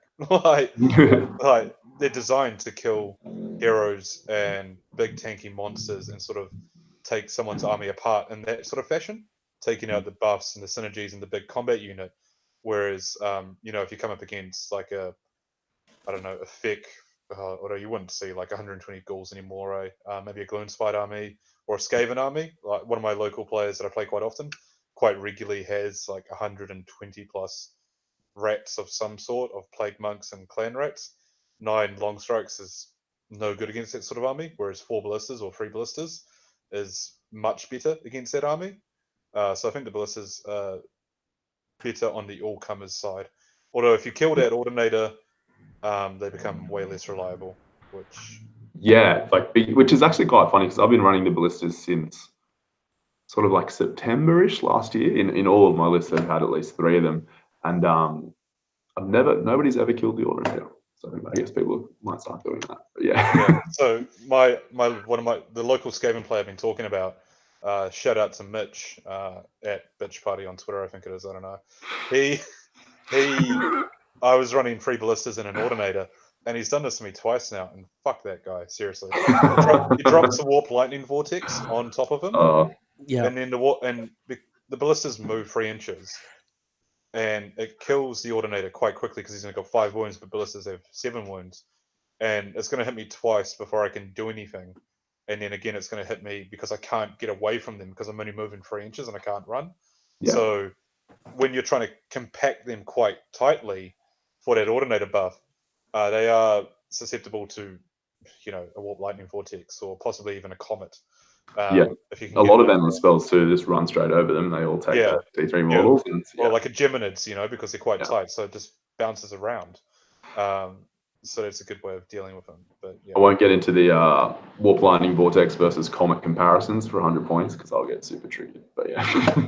And I've already talked to Dan Brewer and Thomas Holdsworth about Skaven, so you guys can chat offline. But we've had this conversation. They believe that their vortex is well valued and shouldn't go up in points. And I'm sure you think the comet is well valued and shouldn't go up in points. Sneaky rats. Anything else you guys want to talk about from a unit point of view, or should we maybe skim over allies? Did you want to talk? Have you ever tried, Nathan, other in endless spells, other than the comet? Have you tried the? No, but I've only tried the comet. I think You guys are breaking my sequence. Sorry, man. That's all right. No. Let's talk endless spells. So you got three. Yep. Great. Yeah. Yep. We got one really. Yes, you've got the hammer tornado. You've got the disc, Mm-hmm. Yep. and then you've got the comet. So Yeah. I So don't even know what... So go on, mate. I've been pretty reliably running the comet in sort of most of my lists. It's quite good. So essentially how it works is cast on a 6. It's got a 36-inch range, which is where the strength of it is because you can sit your wizard, just deploy him last, and you deploy him 31 inches away from there, unbind, so he can't be unbound. Then you roll that 6 up. The comet drops down. You set it up wholly within 36. Then everything within 10 on a 1 or a 2, you roll for each unit. On a 1 or a 2 takes 1 mortal wound. 3 or 4 takes D3. 5 or 6 takes a flat 3. Where it gets really good is then if you do it in the bottom of the turn, it goes off again at the start of the battle round in a smaller radius, around 5, and does slightly less damage. So then it's 1 to 3 does 1 mortal wound, 4, 5, 6 does D3. So you could potentially drop it in the bottom of the turn, and then before they even get a chance to do anything or react, they've taken 6 mortal wounds, and those heroes are dying. That's a best case scenario. It doesn't usually go that way, but the potential is there. You do have the possibility to hit them 3 times before they do anything if you can unbind and then resummon it as well. Yeah. If you do get a double in the bottom turn. I've used it a bit. I haven't used it recently because I just find that Stormcast Magic has limited ways to buff it, and everyone else seems to have pluses to this and that. And my local meta has a few Skaven players, quite a lot of Khorne players who just shut Magic down, and a couple of Zench players, which I just can't cast spells against. But I do love it. The amount of times that you can drop it, especially against like Sylvaneth, and you got heroes hiding in the fucking woods and you can't see them, and you're always taking that first turn and you just drop it and you're like, oh, you're fucked now. And then the amount of 5-wound heroes it can kill in a double turn is pretty awesome.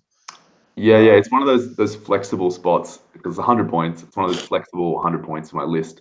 And I've tried it without it a few times. Where I think the real strength of it is it forces your opponent to play a certain way. Often it will force them to either spread their army out in a way that's not ideal, especially if they're an army that wants to castle naturally. And even better than that, so my lists always have quite a bit of shooting, and so I would love that double turn. That double turn is what I want, and the comet is a disincentive for them to make me go first. Yeah, comet's awesome. That's really about it summarized. Also, if you're within 5 inches of it, you're -1 to cast. Yeah. Look, it's great. It's great to break up those Death Stars. It's great if you have someone, especially like a weak unit holding an objective. You can just drop that next to that unit, and it really changes the dynamic. And as currently a grot player with most of my heroes on 4 wounds, I'm absolutely terrified because it could just kill my heroes very, very quickly. So psychologically, it does as much damage as it actually does on the table, maybe more so because it makes you really change the way you deploy, what you try to avoid. And it's priority number 1 to dispel. So if you've got other spellcasters, that is always the one I'm going for, and often it means that other spells are going through for free. It's also really good against an elite IDNF army as well. When they're all balling up at the start. If you're playing against the comet, don't dispel it. Just get out of sight of 5 inches because we want you to dispel it. so we can drop it on you again. Yeah. So that would be my advice, especially if you're only running 1 or 2 wizards. In Stormcast, it's yeah. Anyway, Theos Arcanum. I actually reckon it's like 40 points is too much, just flat out. But I think as an idea, it's quite good. So essentially, you cast it. You then hop up on this little disc that looks suspiciously Zinchi, and then you get to move 12 with that wizard, and you get an extra unbind, not an extra cast, just an extra unbind. I think Plus 1 to save your cover as well. Plus 1 to save, yeah, because it counts as cover. Yep. It can put your Lord Arcanum on a 2-up save, which is great. The extra unbinds, whatever, but the extra move, the 12-inch move, is where I think it could be worth it at lower points. But yeah, I think it's pretty awesome for like very situational if you're playing a hero scoring mission, because then you've got that 12-inch move and you're in cover, so you're slightly more resilient and you get an extra unbind. But I sold mine when I bought the box, so I've never used it. But I'd like to give it a go. 20 points, I'd start using it. But yeah, I guess it's challenging when you have 40 points left. It's not enough for a command point, and you can choose Geminid. You can take Shackles. You can take. There's a whole bunch of really good spells that are under 40 points or under. Yeah, it's hard because it sounds like this is particularly situational at times, and when you have Geminids, it's such an obvious choice right now. Exactly, and even more than the points, Stormcaster. So, we have I think there's 1 2-cast wizard. Is that right? It's just the guy on the Tauron. Yep, and he can't get on it because he's got too many wounds. Yeah, and so the cheapest wizard in the army is 140 points, and you're only getting 1 spell. So most Stormcast lists, you're lucky to have 2 spells to cast per turn. It's just hard to justify one of those to moving 7 inches or whatever. You normally have, I reckon, sort of 2, possibly 3 if you've got some evocators and 2 casters. Yeah. But the evocators can't cast it. So yeah, it's hard to find its way in. And then you've got the Vortex. I don't even know what it does. It's like -1 to hit or some shit, isn't it? You roll 12 dice on a 6-up that does mortal wound against chaos. It's a 5-up, and it causes -1 to hit. So it has some legs, but missile weapons as well. It's only missile weapons, so it's only missile weapons. And I think the thing, I'd have to check the war scroll, but I remember looking at it at the time. The thing that makes it bad is that it doesn't affect them and then put that debuff on them, and then they're affected for the rest of the phase. It's in the shooting phase, which means that you can cast it in front of their shooting units, and then shooting units can just like shuffle to the left, and then they're no longer affected by the -1 to hit. Yeah, they have to be within 6, and it's a predatory spell which moves 8, and you set it up wholly within 12. So at most it's going 20 inches. Yeah. Never used it. Yeah. The swirl would make a great prime conversion though, if you wanted to do that. Yeah, that'd be awesome actually. Do you guys dip into your ally pool at all? I mean, the Stormcast have an amazing pool of allies, and you guys can literally pull from anything from order. There has been times where I've seen Stormcast ally in like a Medusa, Hurricanum. There's a lot of different ally choices. Do you guys in the current builds look into your ally pools, or do you prefer to stick within the book? Skinks, baby. Obviously, your cheap bodies, which is something that you're severely lacking. Yeah, exactly. Skinks are just an amazing ally for Stormcast. In most lists, there's a few where it won't work. In my sort of CanCon list, it doesn't work. But any list that you're actually trying to play the objectives, they're just amazing, and they cover our core weakness, which is we don't have the bodies to play objectives. Most Stormcast lists just kind of have to kill everything and then sit on the objectives. And Skinks allow you to sort of compete in that space. If you've got 2 units in there, they're 60 points each, that's 120 points. You're never going to lose those 2 units in one round of combat, which is why they're so good. They both get charged. They have to activate one of them first. You just retreat the other one. Yeah, sorry, keep going.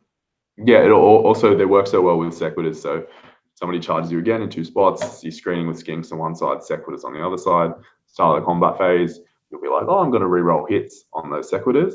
And that means that they're left with a choice where they either kill the Skinks to stop them from retreating and then eat the Sequitors re-rolling their hits and smashing them, or they kill the Sequitors and the Skinks run away onto an objective. Yeah, totally agree. They're a 60-point screen unit. which Stormcast lack, or there are 60 points stay at home, sit on the home objective for 10 cheap bodies that can run away whenever they get charged. They move 8 inches, which is quick, and they ignore Ren 1, so you can charge units and then activate them immediately and slingshot them around that unit to score an objective. So yeah, 60 points. They're really good. They're really cheap. Yeah. Any other allies that you use to like? Because I know, like, I've seen a lot of in the past. The Celestial Hurricanum was a strong ally choice, especially in those shooting Stormcast lists to give them +1 to hit. Are there any other allies you would dip into? I mentioned briefly before, I think the Spellweaver is a great call. Yeah. I think it's from the Wanderers. Yeah. She's got that auto unbind. She's much worse than the Incanter, but 40 points cheaper. And there's so many times you find yourself there's 20, 30 points, 40 points. It makes such a huge difference what you can fit into the list. Even with that said, I think I would take the Spellweaver and Geminids for 140 points over the Incanter most days. Yeah, you get the auto unbind. It's less resilient, but really it's only there for the auto unbind. And as you said, it's 40 points cheaper. Low hanging fruit one that I've used as well is Frostheart Phoenix, because at like 280 points is nothing in the Stormcast. I mean, it does the same for 280 points. The issue is that then you need to build in a couple of wizards, or you can take a wizard and a Balewind Vortex to get at least 2 spells off a turn to buff up its save. But it's really quick. Move 16 doesn't degrade overly fast on the movement. However, its debuff aura degrades pretty quickly. Pretty reliable tanky unit, which you can just throw into people or set as a trap, and people come into it and you don't mind them sort of taking it off or trying to take it off. So it's one of a unit I've used. I don't think I've seen many other like. Normally it's an Arcanum and an Everblaze Comet going in like every other order list. Look, so I think since the latest book, the ally pool has really dropped, and I think you guys have really called it out that you've got a lot of hero choices. You have a lot of units that are very hungry for points, and I imagine at the end of the list build, when you're starting to look for your allies, there's just not enough points, and you often have something that's good inherently in your army, unless, as Nathan said, you got the Spellweaver, which comes in a little bit cheaper for the unbind. Yeah, and you get 400 points of allies, and you have, what is it, the rule of 1 ally per 3 units, is it? Yeah. So if you got 12 drops, you can have 3 allies. Yeah. So, and then that's a lot of drops, but that's sort of what Stormcast seem to run at, to be honest. Yes. Maybe with the Fire Slayers getting 2 wounds apiece and having, I'm not totally across what the Fire Slayers do, but I believe it's, 2 wounds, and then they get like a 4-up save if they're near another Fire Slayer hero. Is that right?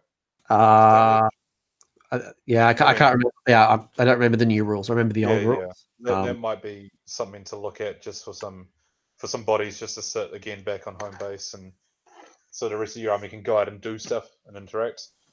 Because quite often you're paying for a premium for all your Stormcast units, and you don't really want to be paying a whole lot of points just for something to sit on an objective and keep it safe at the back of the board. So I don't know. Maybe that could be something to look at. What about Battalion? Yes, I mean Skinks definitely are consistent across the board as a good choice for bodies. Yeah. What about battalions? Do you? I mean, Cleansing Phalanx is definitely one that gets thrown around a lot. Do you like any of the battalions? Do you think again you just don't have the points for it? Where are you at with them? Yeah, so I'll speak to the battalions I've used. There is a lot of battalions to pick from. However, a lot of them are quite garbage, in all honesty. You've got like the narrative big battalions for each sort of subsection of Stormcast. You've got the Sacrosanct Chamber, which I think is like impossible to run because it's way too many points. And it's also way too many heroes as well. You got the Vanguard Auxiliary Chamber, which I think you can fit in at 1250, but I don't know if you can at 2k. You got the Extremist Chamber, which is just like a bunch of dragons, and again, you can't fit it in. So all those big narrative ones, you pretty much just ignore. So, and there's quite a few of them. The new ones, the Sacrosanct ones, I've used the Hailstorm Battery, which I spoke to before. It's 1 Ordinator, Castigators, and Baluster, and if you wound with Castigators, you can reroll hits with Baluster. I think it's about 440, 60 points off the top of my head to fill it out, which is the equivalent of 3 Balusters and an Ordinator. But it gives you a command point and an artifact. It's alright to put in this guy and then drop and then try to kill something. I've killed a couple of Arcans doing that. But yeah, once it's on the board, it's pretty vulnerable. I think the Hailstorm one, so that's actually in the list I was using yesterday. So my lists have all built around the ballistas generally anyway. And so to get the Hailstorm in is sort of the cheapest way. You can get that extra command point and get another artifact in there. Yeah, cheapest battalion by far. Yeah, so with what I already had in the list, it ended up being I had to pay 80 points for the 3 Castigators and then 120 for the battalion. But then that unlocks, so I'm running Anvils, and that unlocks the Brooch for me for that command point refund. Hasn't been performing great for me so far, but if you do get those rerolls to hit off with the Castigators, I think it can be really good. It makes one of those ballistas really reliable. If you could fit multiple ballistas in it, I think I'd be taking it 100% of the time. But yeah. Oh yeah, if it was like 1 to 3 ballistas, it would be money. Yeah. But it's the cheapest battalion we have, so it's the cheapest way to get an artifact and a command point. Which is quite cool. Cleansing Phalanx. I think you used to see it with the Gav bomb, but I don't know if many people are running it anymore. It was one of the first ones I ran when the book came out because it's just like it's got stuff in it that you want, and the buff is really good. So it's 2 units of evocators, and it's just bold word evocators, so it can be cats or foot, and then 2 units of secators. And essentially what happens is when you cast the evocator spell, which is reroll wounds on 2 units of secators, they get to reroll wounds as well as hits, is it? Yeah. So this they're rerolling hits, wounds, and then in combat phase they just start rerolling saves. So it makes the secators pretty reliable. The issue is that the battalion costs a bit in points. I'm just trying to do a math off the top of my head. I think it's like 700 and something at cheapest. If you want to go this one, you're really going all in and maxing out your units, so it doesn't leave you with many points at the end. You've got to build around it. So there, I think it was Gary Percival over in the UK was running this battalion with 2 blocks of 20 sequitors and then 2 5 evocators just to buff them. And Cleansing Phalanx was definitely popular in the UK. We haven't seen it that much in Australia, but yeah, it's one of those lists where it just drops down and you've got 80 wounds that are re-rolling everything, and they block you in turn 1, and you got to chew through it or you lose the game. And secators at 20 is only 400 points. Is that right? Yeah, that's right. That's actually a really good discount. It's 80 points off. Yeah, it's huge. So no, it is a good battalion, and it's got stuff in it that you want. So anytime you've got a battalion that sort of, you'd have these units almost anyway. You might not have 2 units of evocators, but it's pretty good. Audio sort of old battalions. I think Nathan would agree they're all pretty rubbish. There's a lot of old ones like Warrior Brotherhood you just don't see anymore. Lords of the Storm, like isn't too bad. It's 6 heroes, but like you want an Arcanum or an Incanter, and there's no room for those. One interesting one that people were playing with a bit, I think it quite took off because Castigators are just not that great. But the Soulstrike Brotherhood. Yeah. Have you run it, Shaun? Yeah, I have. Why don't you? I did it at a cheeky 1-day 2K tournament. It's pretty good. So it's 2 Vanguard Hunters, 2 Castigators, 1 Baluster. The issue is there's no battle line in this battalion. So this is almost like the punch of your army because you just run out of points. And essentially what happens is you set up the Vanguard Hunters off the board, and then you set them on? No, it's you set up the Castigators off the board, and then when the Castigators and Baluster drops onto the board, they get +1 attack as long as there's a unit of Vanguard Hunters on there. So you can quite easily fit in 2 units of 9 Castigators, so that means you're getting 36 shots, and then the Baluster is getting 5 shots at short range or 2 shots at long range. It comes in, it nukes something, and then it just gets taken off generally. The Castigators are only like an 18-inch range, so they're sort of like board presence. Their threat profile is quite low. People can move away from them if they as well as shoot. Then they're looking at 23-inch effect range. It's not too bad. It's just a lot of points, and there's no bell line in there, and there's no heroes in there. So I think the issue. The weak point for me with the castigators is it's one shot, one damage each, and even if they get to shoot twice that one turn, if everything goes perfectly, everything hits and wounds, and every save is failed, it's still only 36 damage. It's just not enough. And like the Secateurs, they also get an ability where they can reroll ones or they go Rem 2 in the shooting phase. You have to declare what they're going to use, which is pretty good. And then against Nighthorn or Demons, if they hit on a 6, they do D3 mortals. But the damage potential is like very sort of set in stone, where it's like when they drop at the most one unit, if you're having a unit of 9, is 18 damage at the absolute most. When like a Baluster by itself could do that if you roll pretty hot. And it's like nowhere, it's a lot cheaper. And then as soon as they've dropped, if you haven't killed what you wanted them to kill, they're only looking at 1 attack each. And it's like a nice little alpha bomb, but it's none of the Stormcast command abilities synergize with shooting, so they're all combat orientated. So it's I think it's a bit it's okay, but it's a lot of points. I played against this, and just the 18-inch range on the castigators is such a problem because it means that they're almost forced into dropping down turn 1, or they just lose the space on the board to be able to do it. And all you have to do as the opponent is put anything juicy 9.5 inches behind your screen, and they just can't shoot it, which means they're going to drop down, shoot your screen, and then they're going to get taken off. But, And you also take in Vanguard Hunters, which is like units you don't generally want. Unless you're going full sort of Vanguard army, then you probably want them, but you might want Paladors instead. I don't know. Like it deserves a shout out, but I don't think it's like game changing. There's a reason you haven't seen it everywhere. If castigators get a reduction, maybe, who knows? But for now, not quite. Right now, not that strong. And again, these are where are we getting the points from? Because it just sounds like there's a lot of things you've got to take already to make a good list, and there's a lot of sacrifices. But something that doesn't come at a cost is your storm hosts. Now, we could probably talk about artifacts and command traits, but I'm yet to see a Stormcast army that is sitting outside of a storm host. So what ones really stand out from you? Because you've got 2, 4, about almost 9, 10 storm hosts. Are there, without going into every single one available, which are the ones that stand out for you and why? Maybe like your top 2 each. I think those might be similar, but you can jump in first if you like, Shaun. Sweet.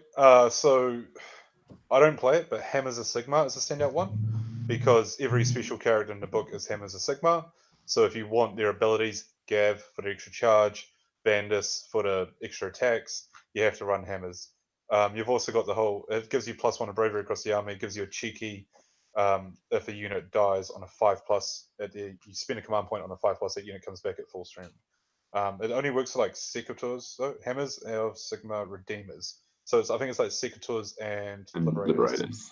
Yeah. So if you're going with Sequitors and you're taking that type of like Gav bomb, that's the chamber for you. You have to take it because Gav only synergizes with Hammer of Sigmar, so your whole army's forced to be Hammers of Sigmar, which isn't a bad thing, but it's just kind of lame because that's what it's known for. And then you've got, I think the other standout one, I think there's 3 or 4 real poo ones, and then there's a bunch of mediocre ones, but probably the other top one is Anvil's the Helden Hammer. I think Nathan will agree with me on that. Yeah. So why is this so good? You can spend a command point in the hero phase and you choose a unit wholly of an 18 of your general or wholly of a 9 of a hero, and that unit can shoot if it's a shooting phase, or combat as it's a combat phase. So if you have a big block of Secators, they can fight in 2 phases. More importantly, if you have a big unit of like long strike raptors, they can shoot twice a turn. Or if you have a couple of command points and you've got a few Balusters, then your Balusters are doubling their output each turn. And then the whole army gets to reroll Battle Shock, which is actually pretty good if you're running MSU Stormcast. Because for the most part, you have to lose sort of 3 or 4 guys in the first place to fail Battle Shock, so it gets a bit more reliable. But and correct me from the first standout ones. Correct me if I'm wrong. Is that battalion around where if I remember there was a shooting battalion that you took long strikes and hurricanes, and if one of those units died, another unit could shoot for free if it was in range or things like that. Yeah. So when you Yeah, start combining that with it's not the- around anymore. It's the old Aether Strike Force. oh You know, damn, That's yeah, gone. this Yeah. is that explains why I haven't seen it for a while. Yeah, no, that's long gone. Good. Mm. But yeah, and then I mean, so those are like the two obvious picks. I think there's a couple others that. So we touched on it earlier when we were talking about the Star Drake, but I think that there's still legs in not taking a Storm Host, because you do get access to that Staunch Defender, which it's wholly within 9 now, so it can't affect heaps of units. But if you're taking something like a Star Drake, just putting it on a 2-up as standard is just massive base as well. So yeah. a lot of people. Is a really big deal, and that sort of opens up your artifact choices as well. So you can do something like take that model and save or whatever else that you need. I'm not sure you would go no host in many other circumstances, but definitely around the Star Drake, I think is quite good. Something I ran at the Anzac tournament the other week was Astral Templars, Yes, which boy. I don't think are quite there, but they're good fun. So essentially, army-wide, you get a +1 to hit against anything with the monster keyword. So there's sort of the monster hunting chamber. So that's really fun with the ballistas. It means that you're rapid firing with the Ordinator standing next to them. They're hitting on 3s. If you're taking a Azyros, they're re-rolling 3s, re-rolling 1s, and all the hits explode into D6. So you can really blow up some monsters. Very matchup dependent. I had a couple of games where I just went into lists that didn't have any monsters, and so it just ends up being useless. But yeah, their command trait's interesting too. So they get to general takes the command trait at the start of the game before turn order is chosen. Everything within 12 of the general gets to make a 6-inch move. It's one of those ones. It would be really, really good if it was either after the turn order or if Stormcast had ways to get low enough drops that you would be deciding. Yeah, so I totally agree, bro. Like, if you could get to a 4-drop, which you can, but you wouldn't be taking Balusters, then it's great because you get a free 6-inch move knowing that you could take the first turn. But it is pretty situational. And the most time I don't get to choose who goes first because I've got too many units. But +1 to hit against monsters is great, especially with Bloodthirsters, Corn Book, Flesh Eater Courts, all the fucking Terrorgeists in the world. I think it's great. But I think it's very super situational because you just play someone who is like, you'll turn up against like Fire Slayers and be like, I've got 6 5-wound heroes, and you're like, cool. Well, my whole ability doesn't work now. Or you can do fun stuff like I a couple of times at the event, so I'd deploy all my 6 Dracolines right on the front line, right up there, knowing I wasn't going to get to choose first turn, and then a unit of Sequitors on either side. And then they deploy aggressively, thinking that they're going to take first turn and charge and kill those cats. And then before the game starts, you move the cats back, close in the Sequitors, and there's a wall in front of them. I'm going to just sort of throw their mind around a bit. But again, like, they can just take their time and think through that, and they can still make the right decision about who goes first. But it's kind of fun. Cheeky. You guys have talked about command traits, and obviously, if you don't take a chamber, you get to choose, and it sounds like Staunch Defender is one of the stronger ones. But from an artifact point of view, are there any artifacts you guys really like from the book? Whether it's a banner, whether it's a Stormforge weapon, like any ones that you guys really find valuable or help? Or do you guys go to Malign Sorcery for those? I think one of the problems with Stormcast is that the battalions are they're actually difficult to fit in, and so your artifact choices are quite limited. Generally, you're taking a storm host, so your first artifact's already chosen for you. It's quite rare that you get to choose a second one, and when you do, it's usually for a very specific purpose. I've never used any of the artifacts from the book except for fantasy ones. And talking to you guys about battalions, it sounds like there's some okay ones, but definitely, I mean, you talk to a Daughters of Cain, a Sylvaneth, you talk to some other armies, and a battalion is a must choose. But it sounds like in Stormcast, and Shaun, you've said how many people outdrop you. It sounds like it's not as important, which means that you're probably not getting as many artifacts. Is that fair? Yeah, man. I believe battalions are good with Stormcast, because the army is very command point hungry. So any ways you can generate extra command points is awesome. However, I just feel like a lot of the battalions, I mean, other than the Hailstorm, don't really offer much, and they're not really taking units that you'd want to take, or they miss battle line, or they miss key heroes and shit like that. I have run a list once which had a Cleansing Phalanx and a Hailstorm in it, so I did have 3 artifacts. And the only one that I can remember taking, now I don't run Battalion Stormcast, so I don't get to choose one. But previously, I used to run the what was it called? Mindlock stuff was awesome. So once per battle at the start of your enemy hero phase, you can pick a wizard. Within 12 of them, that wizard cannot cast spells this phase.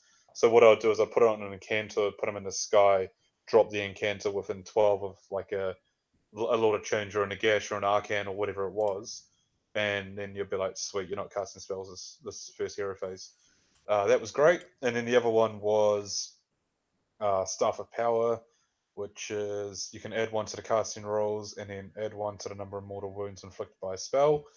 Classically, at the start of AOS 2, that was comboed with the Comet, so the Comet would go off on a 5, and then you're doing however many mortal wounds plus 1. So 1+1, D3+1, or 3+1. So this is an interesting. I think there's a bit of contention, at least amongst my gaming group.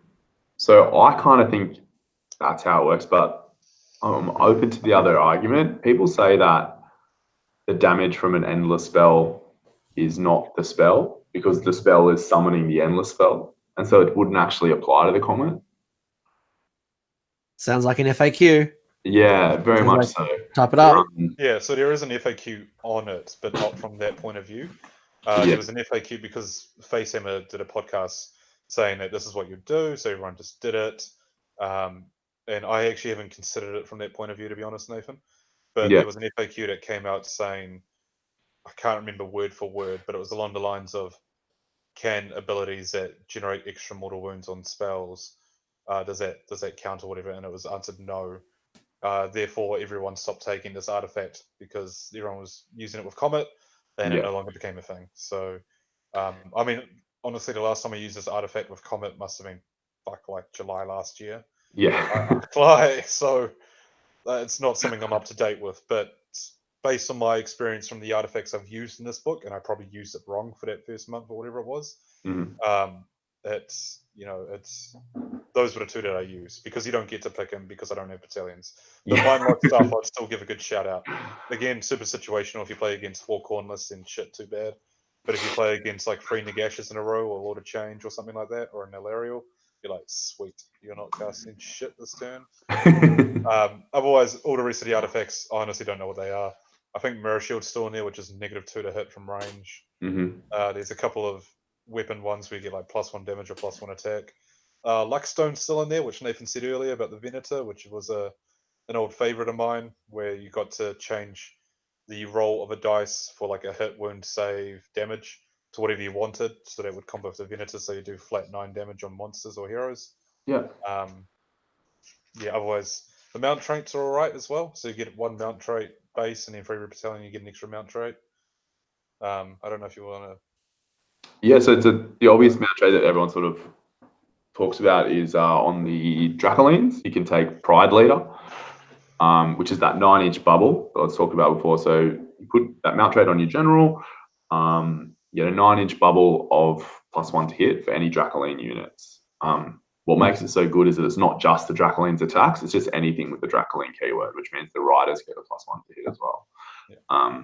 Is very good. I think if you were running that with a unit of 3 cats, you could sort of keep them in pretty reliably and it would be amazing. Yeah.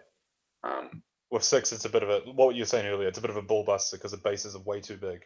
Yeah. But 3 of them, it's actually pretty easily done. Because you don't even need to get the general into the combat, you can just run her behind him.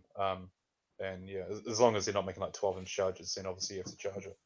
I think all the Dracoline ones are actually really good. Spoiled for choice a little bit. There's the -1 to hit on a. You have to roll a 4-roll after you make a charge. Trigger stop. Which is quite good.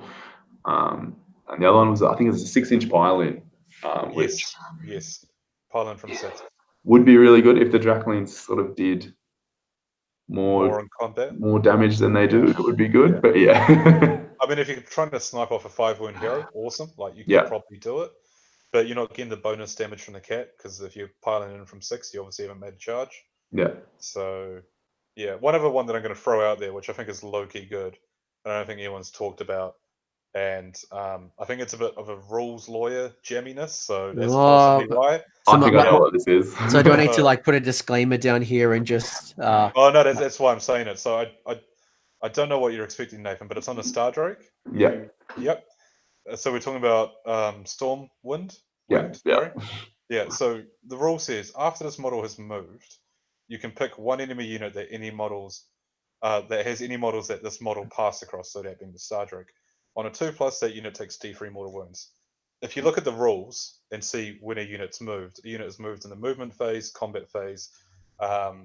So what happens essentially, one interpretation is that if you give him like a Heraldor Horn, then he can run and charge.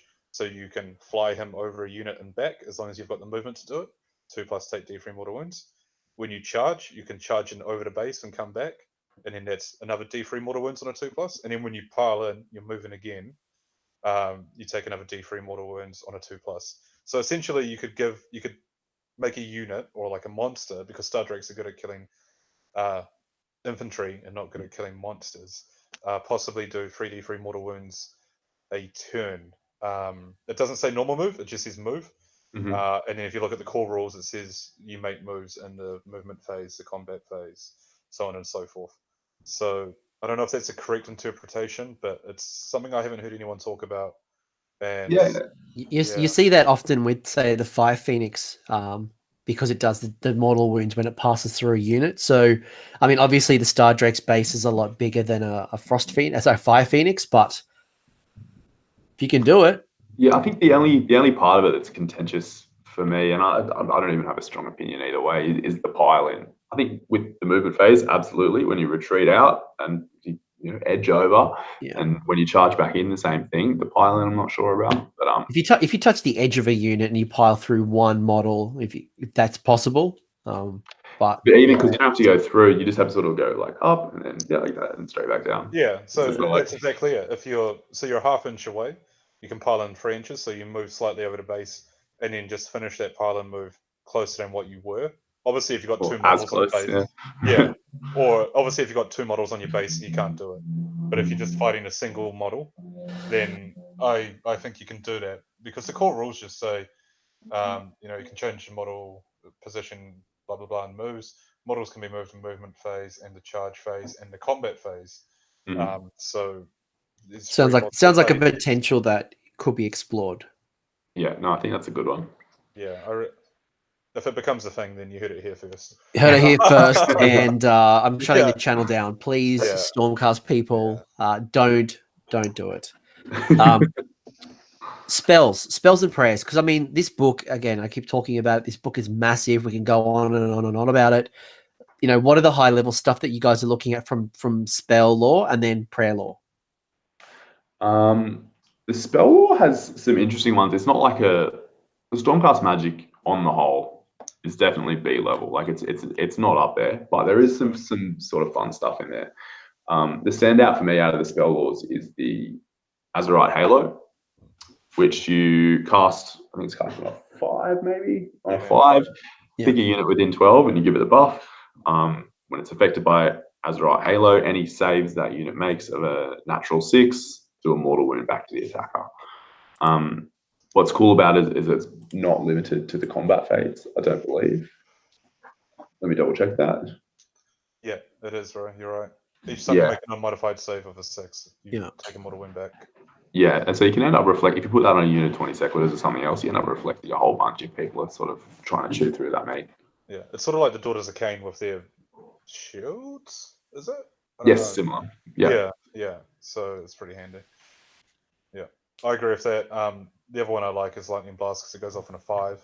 It's unlimited range, hits the nearest visible unit, so you don't get to pick, but it's D3 mortal wounds. So if you've got a hero sitting back there, it's pretty easy to go off. The other one that I'll give a slight shout out to is Chain Lightning, and the only reason I'll give it a shout out is because it's got a cast range of 24 inches, which is unusual. But it goes off in a 7, and other than that, it's not very good. It's just that it's 24 inches. Yeah.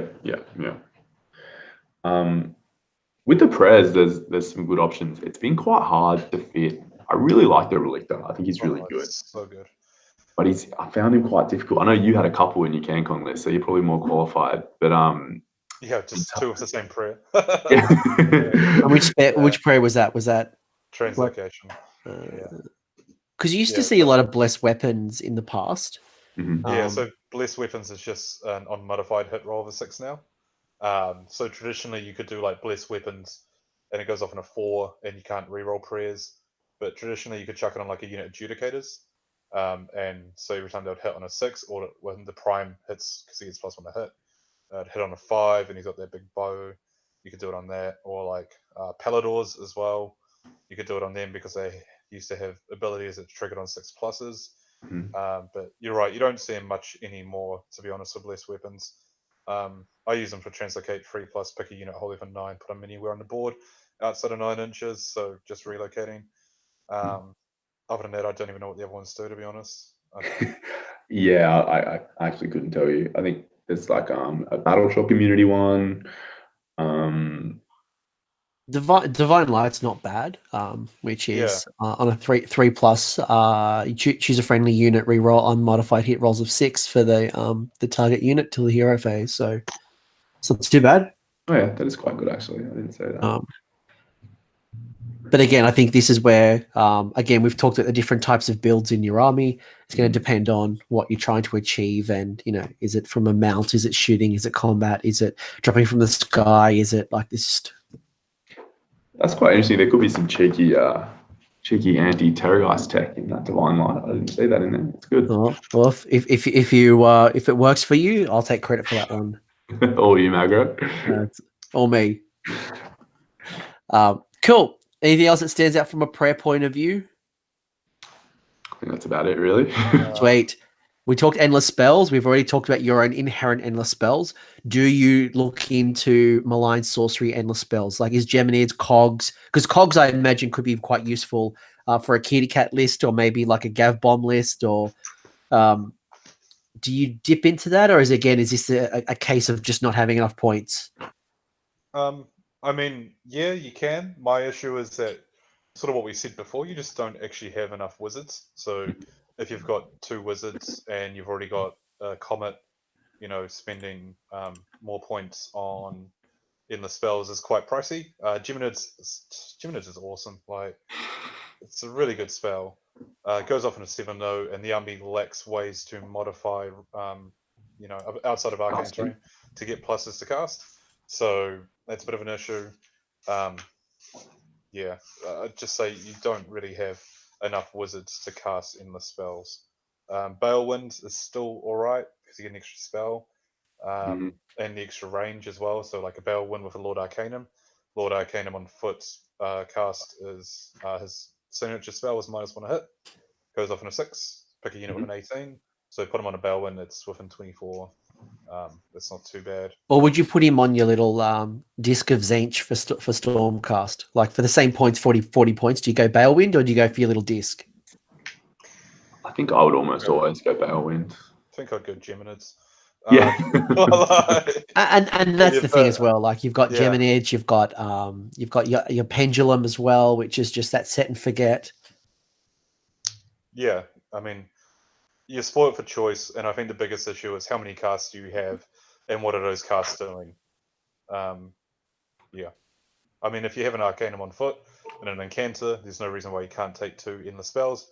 However, as soon as one of them dies, you can't sort of recycle the spells if they keep getting dispelled.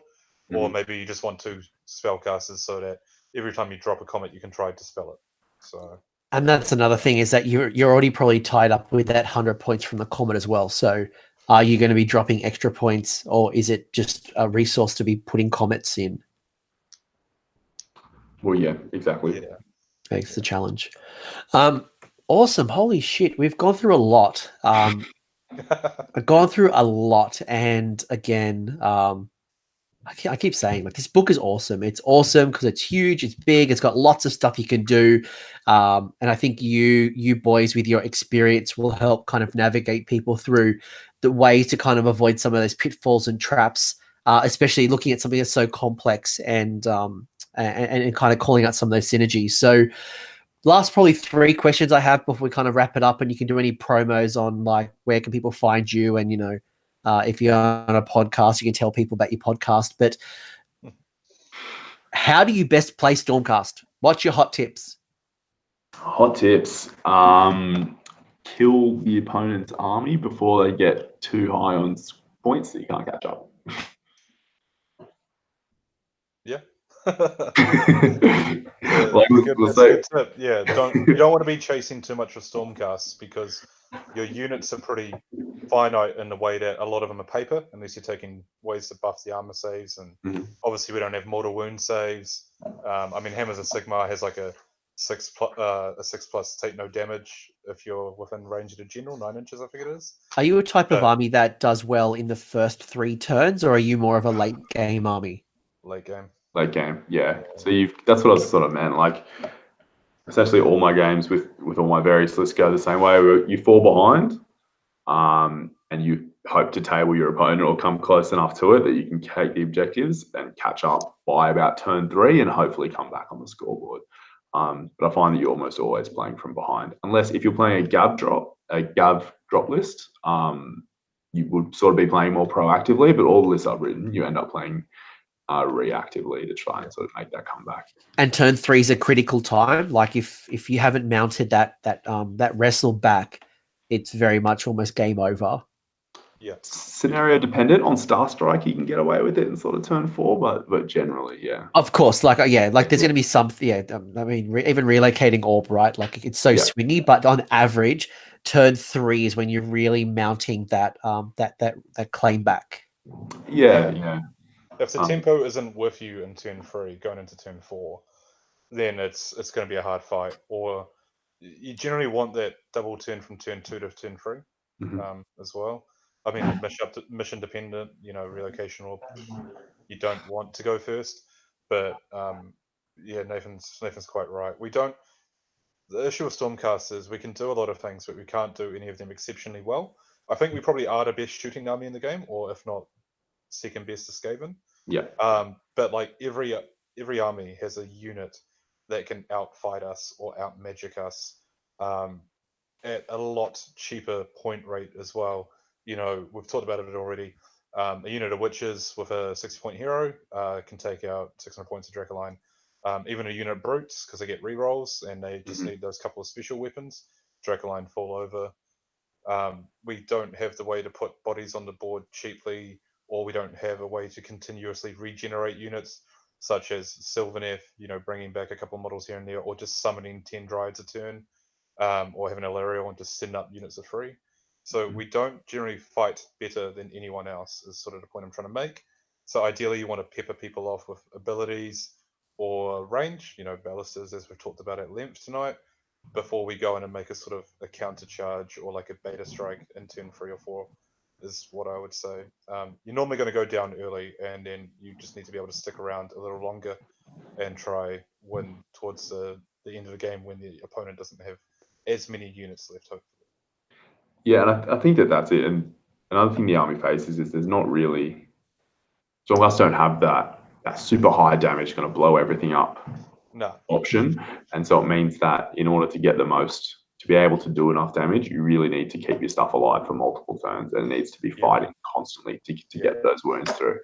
But yeah, if you can do that, you'll fall behind early, hopefully sort of clear off most of their threats by turn 2, turn 3, and try to make it through. But yeah, the only exception to that is probably Idenef, like you want to start hitting them before they get to that turn 3. Yeah, but absolutely. we really just don't have that cheap economical Death Star that can just go in and just punch Dick for really cheap, and then have a second wave of it come in as well. We need to spend like 1,000 points on cats to make him +1 to save and run in charge, and give him an extra attack and +1 to hit. And that's over half the army. So yeah, it's more of a reactive army is what I find, where you're sort of chasing throughout the game. I don't know. Some other people might have different opinions, but that's generally my experience. I agree. Yeah. No, I would agree, considering that traditionally half of your army sitting in the sky, from probably turn 1 to turn 2, unless you're heavily losing and you've just got to drop them down. So you probably do have to get comfortable being uncomfortable, being down on the objective. But I think, especially if I ask you this next question, which is what advice would you give a new player? The first thing I think about really quickly is making sure that you don't rush and just drop things down and, avoid the strategy you had in your mind. But I guess, the first question, the question is, what advice would you give a new player? Putting one of your units into your opponent's whole army is almost always a bad idea, even though it's really tempting to drop down and do that charge. Like even if you clear the screen and you kill something, losing that unit is almost never worth it. So be patient. Yeah, we don't have the models for an attrition battle, so patience is really key. Not throwing away units cheaply. You can do some damage, but you can also be punished by doing something that might score you objectives quickly at the start of the game. So try to protect your units to the best of your ability. Dissemble your opponent's army by taking out heroes and key synergistic pieces, and then look to sort of try win it at the late game if you can. And like exactly what Nathan said, you could probably get, your cats can, with a Heraldor, can move 18 inches and then charge 2d6 obviously with a reroll, so it's a 30-inch threat range. Just because you can do it doesn't mean it's a good idea that you should, because you might charge that unit of eels or that unit of I don't know, witch elves or that Terrorgeist, and you might kill it. But then they're sitting there like holding their dicks in the wind with no buffs in sight, and they're just going to get smashed by whatever comes at them. So, as I think maybe Chris Rock or Eddie Murphy once said, you can drive with your 2 feet, but doesn't make it a good idea. And Stormcast exactly the same. I've seen a lot of poor decisions where they've dropped in turn 1 or turn 2, and they've forgotten about their game plan, which is obviously taking down those support characters or trying to collapse a flank, and they drop something down unsupported, and it doesn't survive the turn, and they've just given away cheap points. And there's not enough bodies to then go back and support that unit. Definitely, I think patience is something that's key. And I think when I played with my Celestin Prime, that's one of the big lessons is you've got to be patient with when to drop. Yeah, absolutely. Yeah. Last question. With all of the experience that you have gained from all of the games, all of the list building, all of the maths hammering, what are your final top tips to everyone who's listening? Like, what's that one piece of knowledge?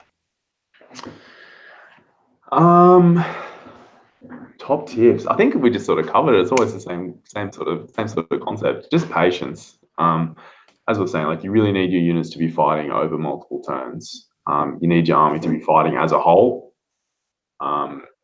If you spread out too much and you start losing those units without getting the return on them, it just falls apart. Yeah. I'd say Stormcast shooting's really good, especially Balusters. The amount of mind games you can play with people saying this unit has a 39-inch effective range, and that's essentially the whole board. You can bully people into making decisions or pushing themselves too far away from you, where you can sort of dictate terms of the game. So I think Stormcast shooting's really good. I think every Stormcast army needs some, because I think it needs to wither down an army before it tries to fight it in combat. There's no way we can fight 30 Hagnar Witch Elves. There's no way we can, kill 9 eels in one go. What else is there? Even 10 brutes or 40 clan rats from Skaven. There's a lot of things that our units just can't kill in one round of combat. So we need to be able to weather those units down, whether it be by the comet or by some range. So just think of a bit of support for your melee units, And I think my parting comment would be probably to reinforce 2 things that you guys have spoken about earlier. And that's one, think about power pairs. I think that's a really good way of looking at Stormcast. Nathan, that was a really good call out. And the other one, I've just forgotten it. I'm sure it'll come back to me. I'll be in the shower and I'll be like, oh, that's right, Shaun said this. But yeah, definitely the power pair one was a big one for me. I'm sure it's literally as soon as we finish this video, I remember the other one. the army is really expensive. Is that it? Points It's a versus hot. stats. It's great. Yeah, It's awesome. Mm. yeah. Awesome. Well, this has been insightful. The chat has been going crazy. Thank you all. If people want to talk to you, I have put your socials in the channel description. But if people want to talk to you, where can they find you? Are you on a podcast?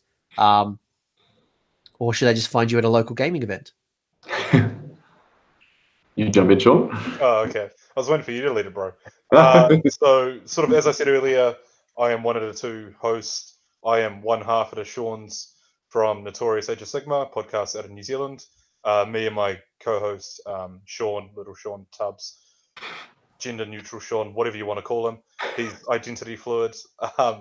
He helps me out. We do a show out of Wellington, New Zealand, and we pretty much profile the New Zealand scene and our thoughts on Age of Sigmar and so on and so forth.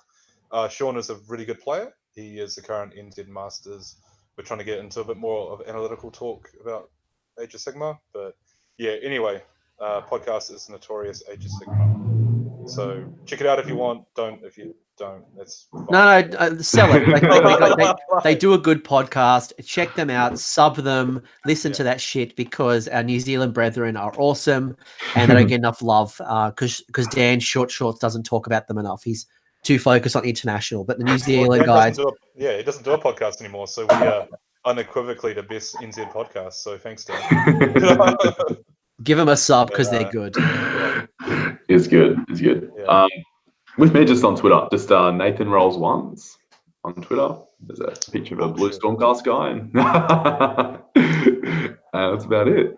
Awesome, man. You guys know where to find me and all the socials. So, Nathan, Shaun, thank you for your time. It's been great. I feel like we should probably finish this off with the war cry, which is only the faithful. Should we do it?